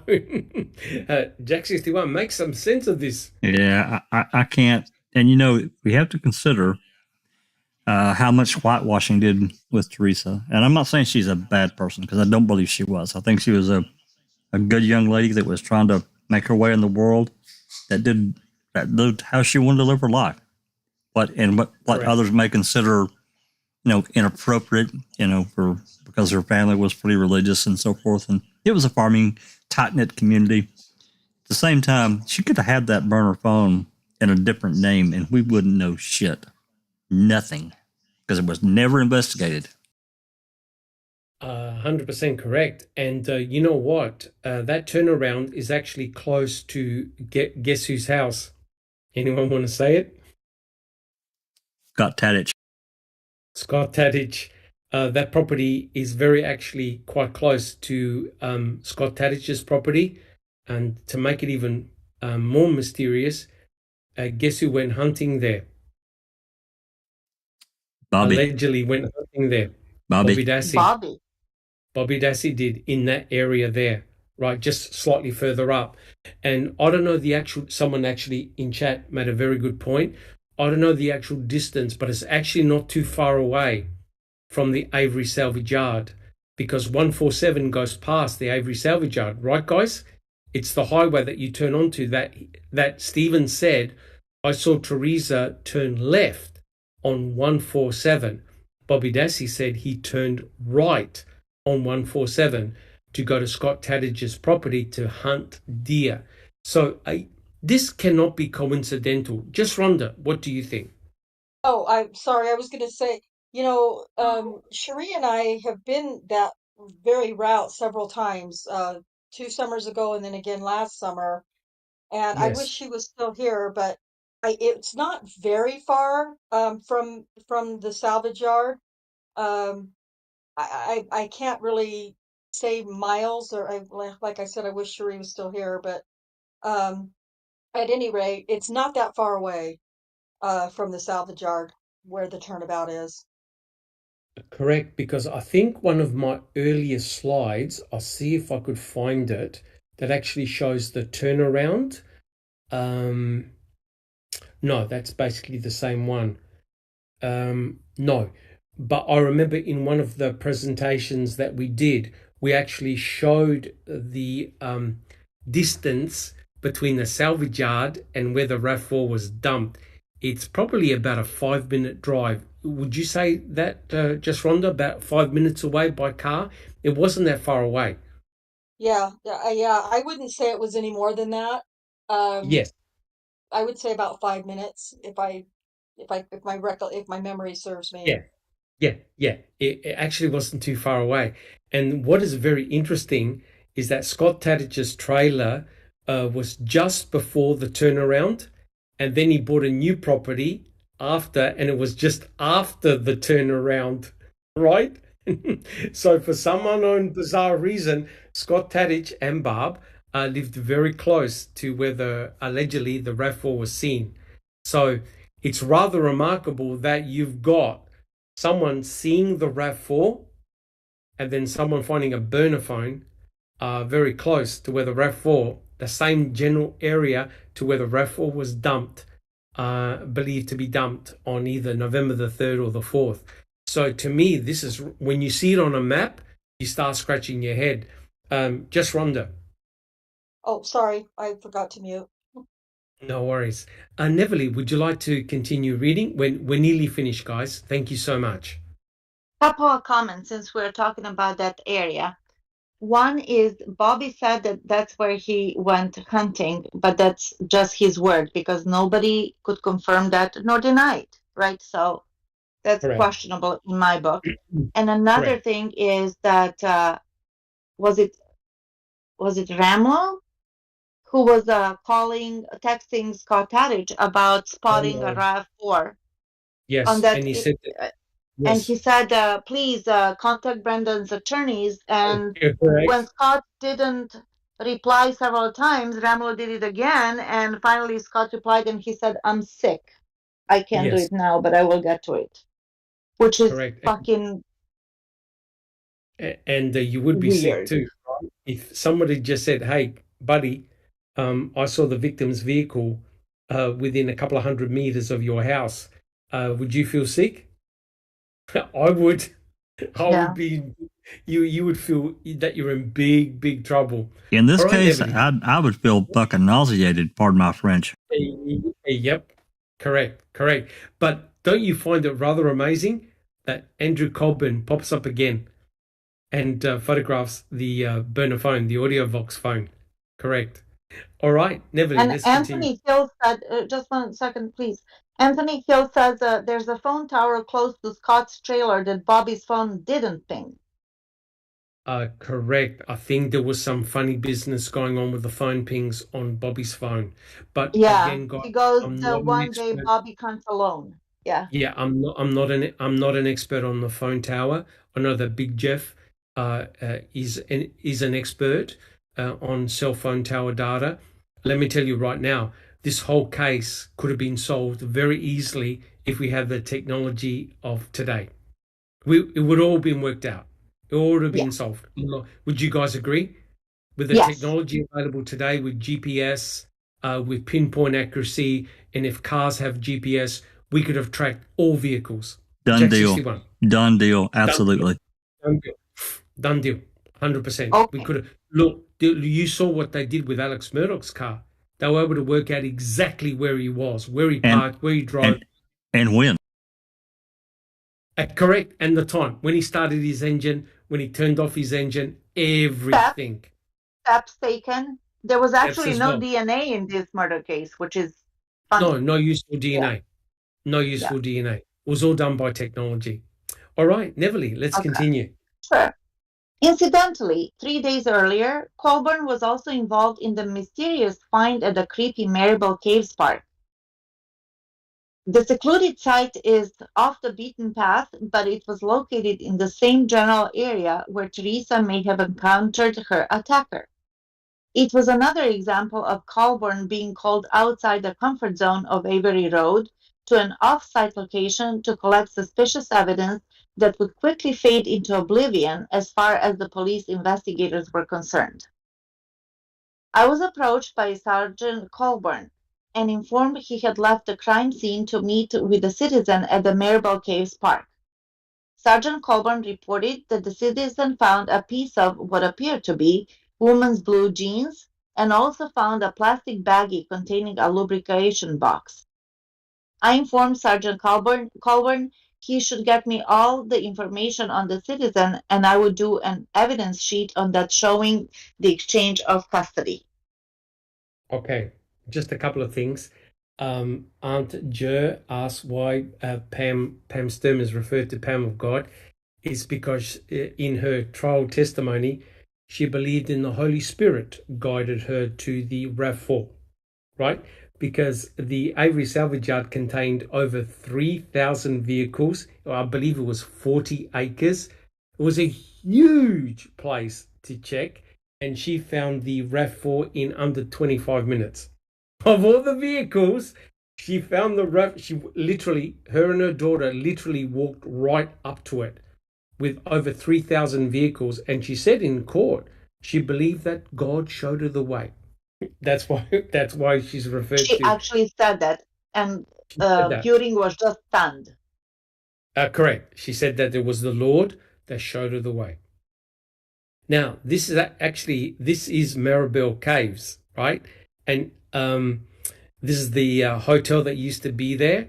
And Colburn was called out to Maribel Caves because some potential interesting forensic evidence was found. So if we can have a look at the net. Now, remember, Teresa Halbach was a photographer, right? So something like this would have been very picturesque to take. Would you guys agree? Right? Yes. This is clearly something that a photographer would like to take pictures of, right? So if we have a look at the next slide, well, I found the evidence. They found a lubrication box that was found at Maribel Caves.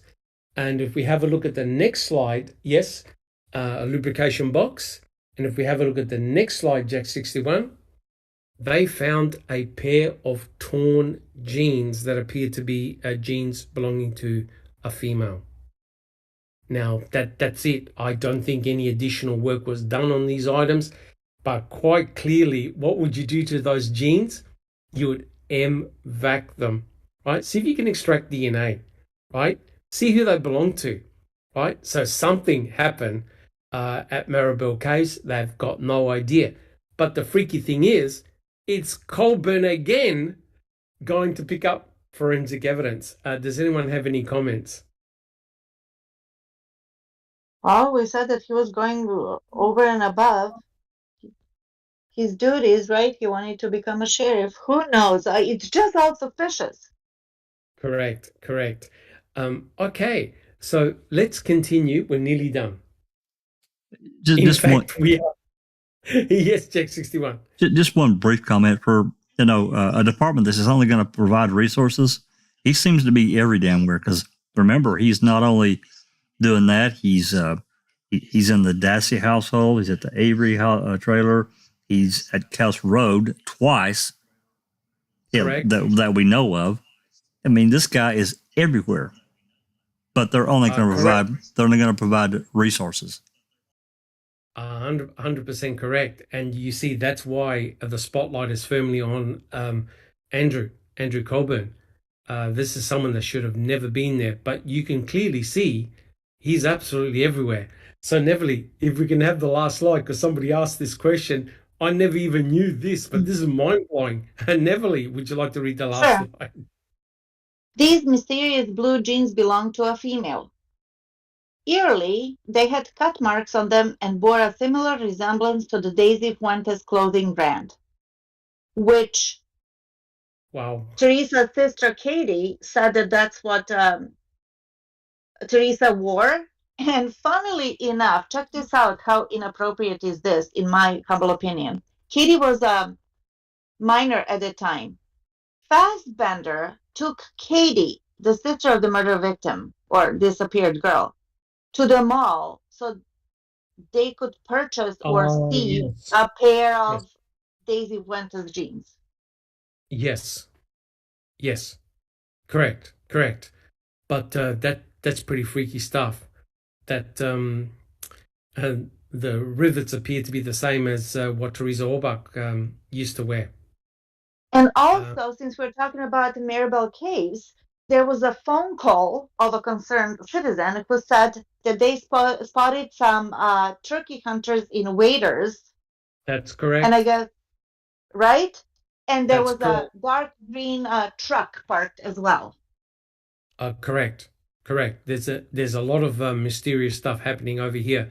And just to answer the question, TJ Anderson said, during the search with people before Pam of God showed up, did anyone notice bones in the burn pit? No, nobody did. The first time bones were discovered, they were discovered not in the burn pit, but actually on the grass. And that's why they called in the crime scene unit later on, because the bones weren't seen in the burn pit. They were seen actually further away from the burn pit. And remember, instead of calling in the coroner, instead of calling in a forensic anthropologist, they called the crime scene guys. The problem is the crime scene guys show up and said, we're not taking any photographs because the burn pit has been altered. The crime scene has been altered. And they then sifted the cremains really quick. When the sun went down, they all buggered off, right? They didn't put up any tower lights. They didn't stay all night. They didn't grid the burn pit, nothing. In fact, 2 days later, what did they do, Jack 61? They brought in the bobcats and they flattened the burn pit. Completely destroyed the burn pit. They absolutely destroyed it.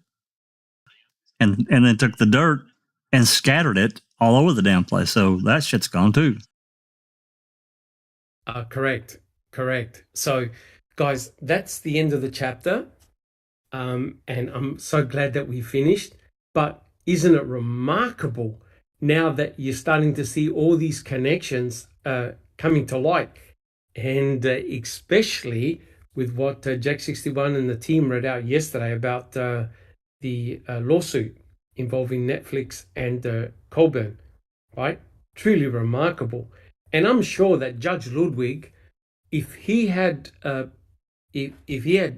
been hired by Kathleen Zellner to go over this whole trial, I'm sure he would have been shocked with the way this investigation was carried out. What do you reckon, guys?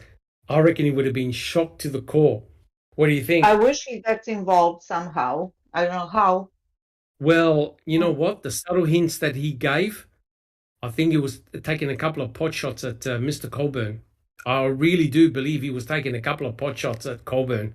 Oh. You know, the nerve of that guy to complain when he shouldn't have been there.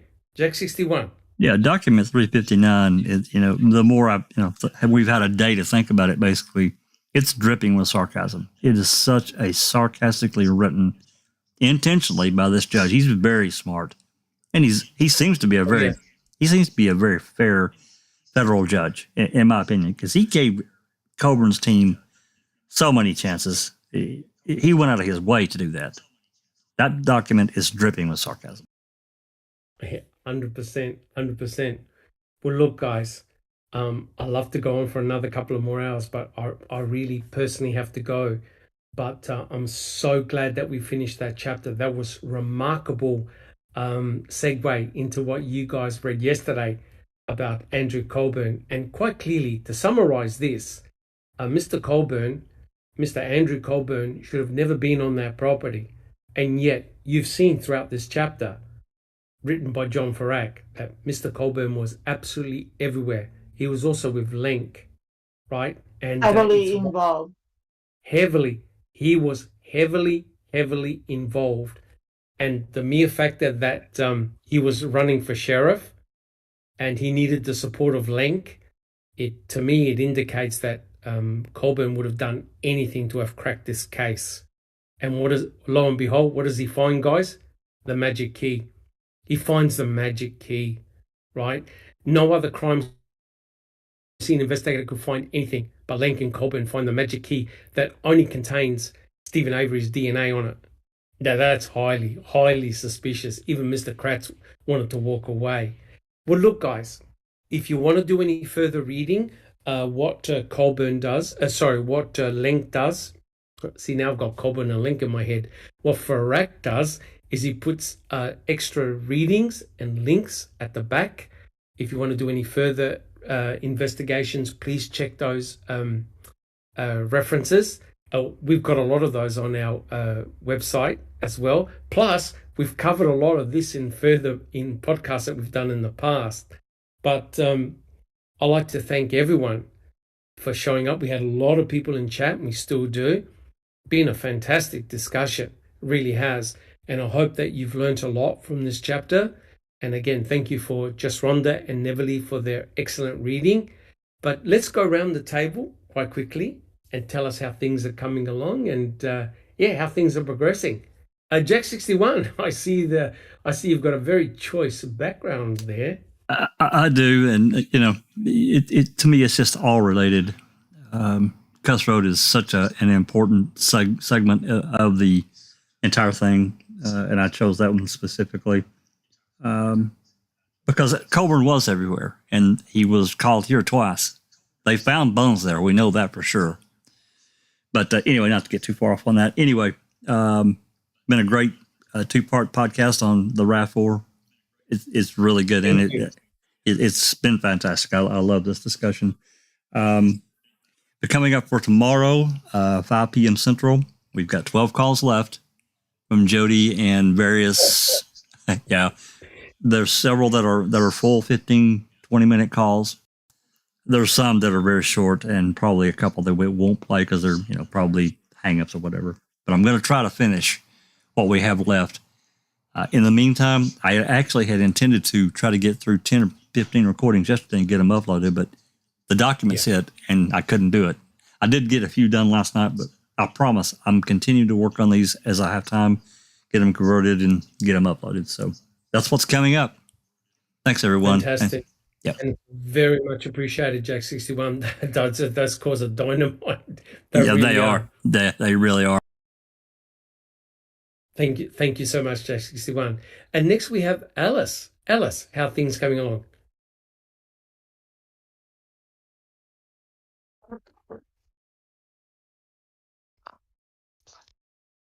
Oh no.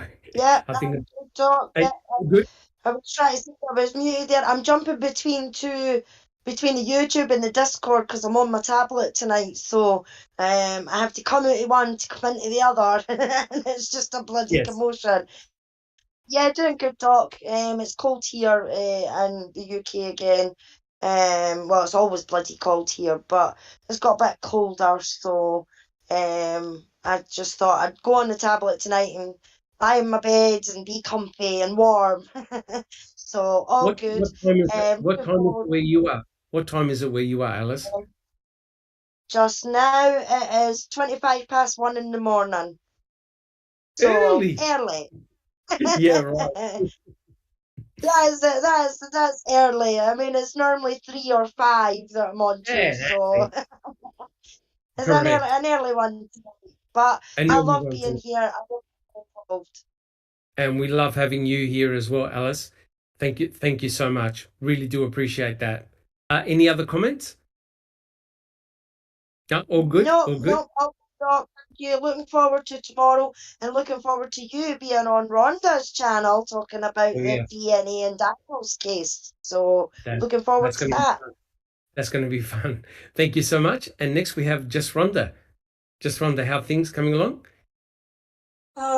Things are going well. Just working hard on these next few podcasts on Daniel's case, working at my job, and trying to stay warm and dry. So awesome. Yeah, I just want to thank everybody on the panel and all of the great research and reading and comments, and for everybody in the chat as well. Thank you guys all so much. Fantastic. Yeah, we've got a really good crowd tonight. Lots of good questions. Thank you so much, Just Rhonda. And finally, we have Neverly. How are things coming along? Things are going really well, Dr. Silkman. Thank you very much. I truly enjoy working with you, and thank you for all your hard work, input, suggestions, and comments. This is a gift that keeps on giving, and we are here till the end, and nothing will stop us. So I just want to thank you, everybody on the panel and in the chat. And it's just amazing how we are growing and not only in numbers, but also in knowledge. So, also in experience as well, watching other trials. It's all a compounded knowledge, and I just love it. Thank you so much. Thank you so much. I appreciate that. How are you? And yeah, I'm doing good. I need to be cloned because there's too much to learn and too much to read and understand. I must admit, I got really exhausted with the Alex Murdoch trial, getting up at early hours of the morning, but I'm glad I did. It goes to show the importance of watching a trial as it's happening. It's a pity we couldn't see all the forensic evidence, but I know that a lot of it was pretty brutal. But looking at a trial in situ as it's happening beats everything. Absolutely, you get the heartbeat of what's happening in the court, and it's just truly a very high-powered case. With the Alex Murdoch trial, this is just the beginning. This is just the tip of the iceberg. And I believe that the Stephen Avery, Brendan Dassey cases are also just the tip of the iceberg. As more investigation is being done, more is coming to the surface. And Neverly, you and I, we have to get together and get another chapter under our Yes. belts, and we'll see what chapter we'll go with. But guys, I want to thank everyone on the panel for their knowledge, wisdom, and their time. And I'd like to thank everyone in chat. We had a huge number of people today. And again, thank you so much, guys. Andy B says, don't go, but we have to go. We're going to get ready for the open mic for tomorrow, right? But guys, again, if you like what we do, please subscribe, put your DNA on the thumbs up button, and share what we do with others. And hopefully Foul Play can grow even better. And thanks, guys. We appreciate everything that you do for us. And again, guys, see you tomorrow. Thank you very much, guys. Take care. And this has been a Foul Play production.